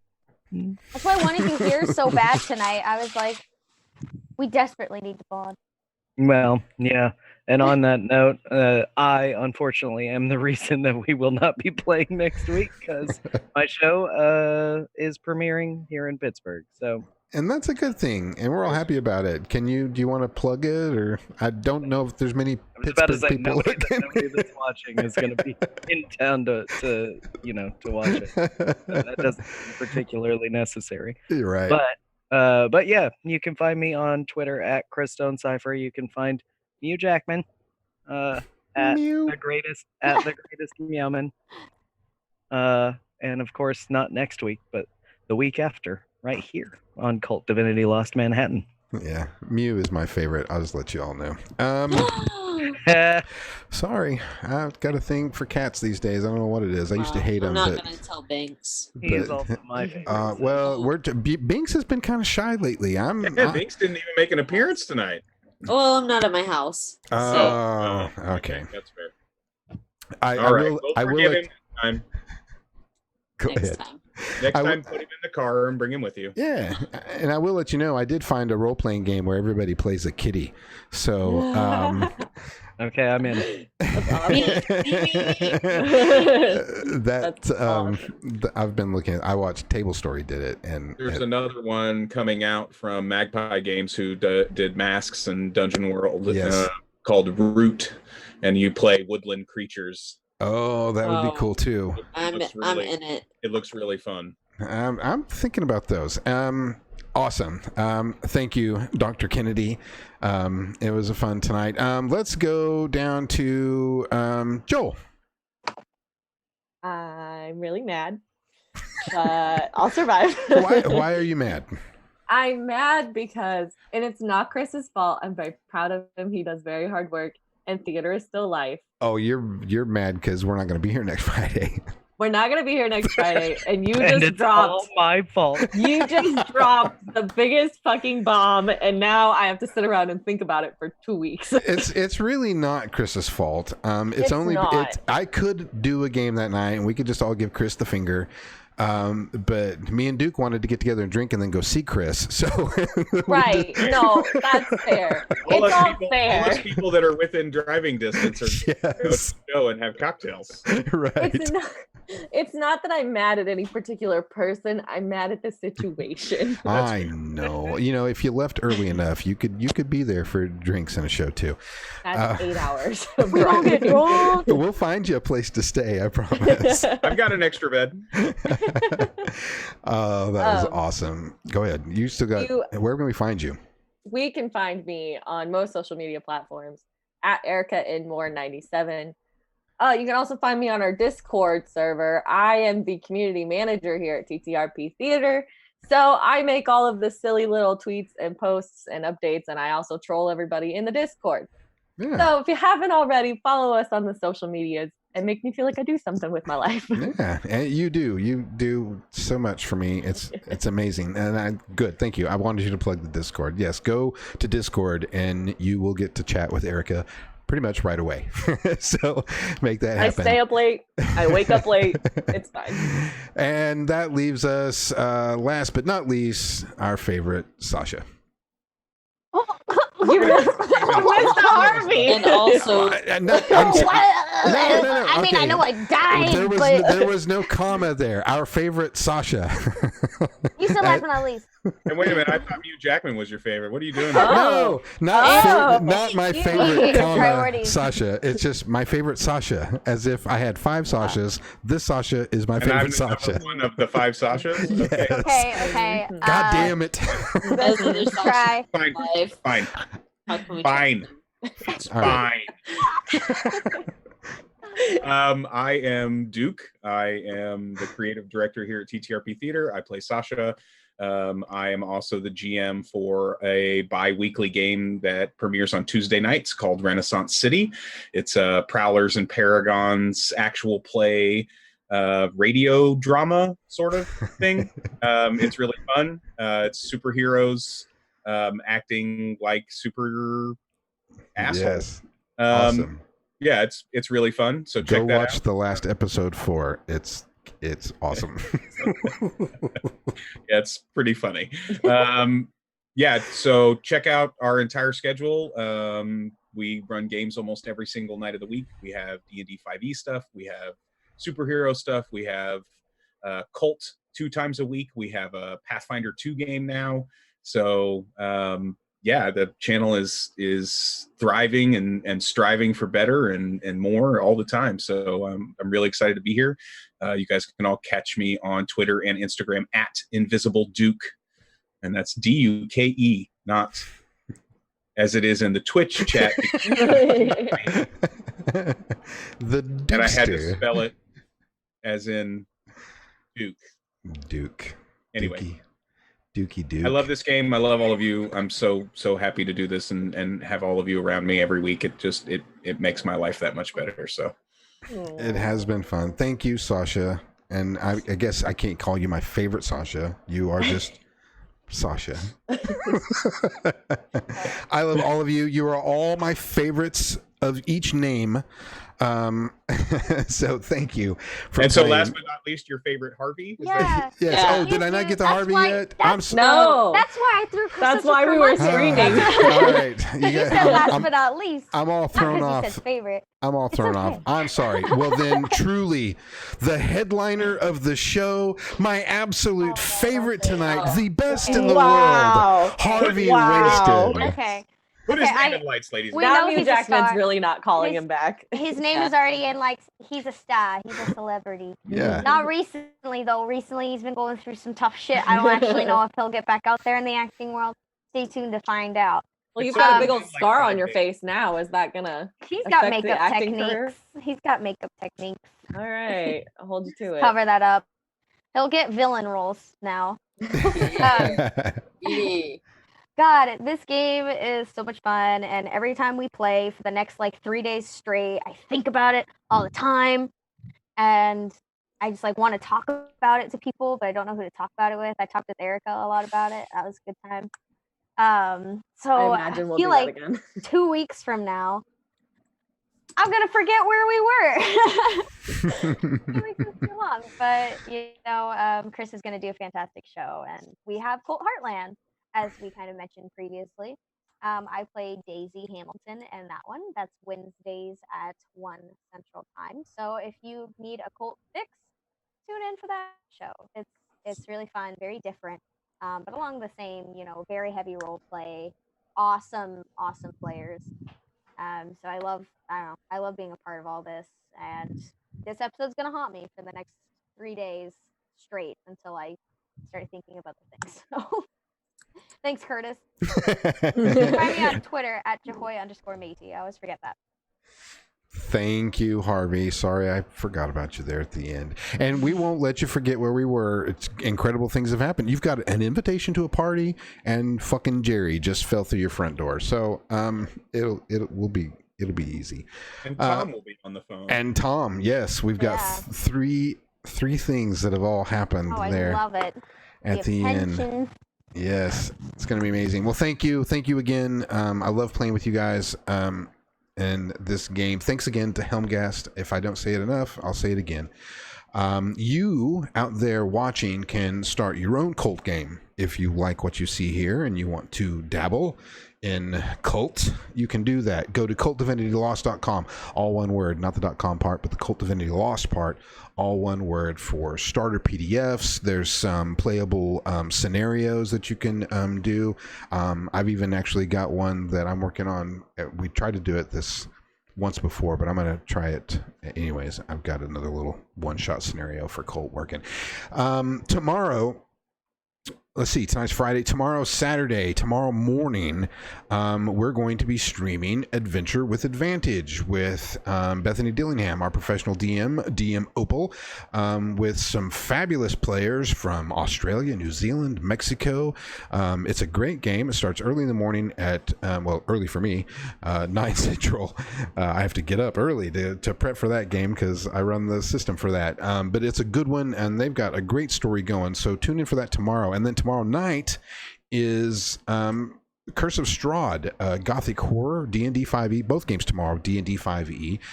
Tomorrow night, I'm actually playing in that game with my new character. I forgot his name. He's very new. Yeah. R.I.P. Frank. R.I.P. Frank. R.I.P. Frank. Yeah, R.A.P. Frank. Frank died. So I've got my new character. He's a bit of an asshole. Frank was kind of an asshole, but he was a fun asshole. This new one is a bit more stern. And so we're delving into some Gothic horror tomorrow night. So that's tomorrow.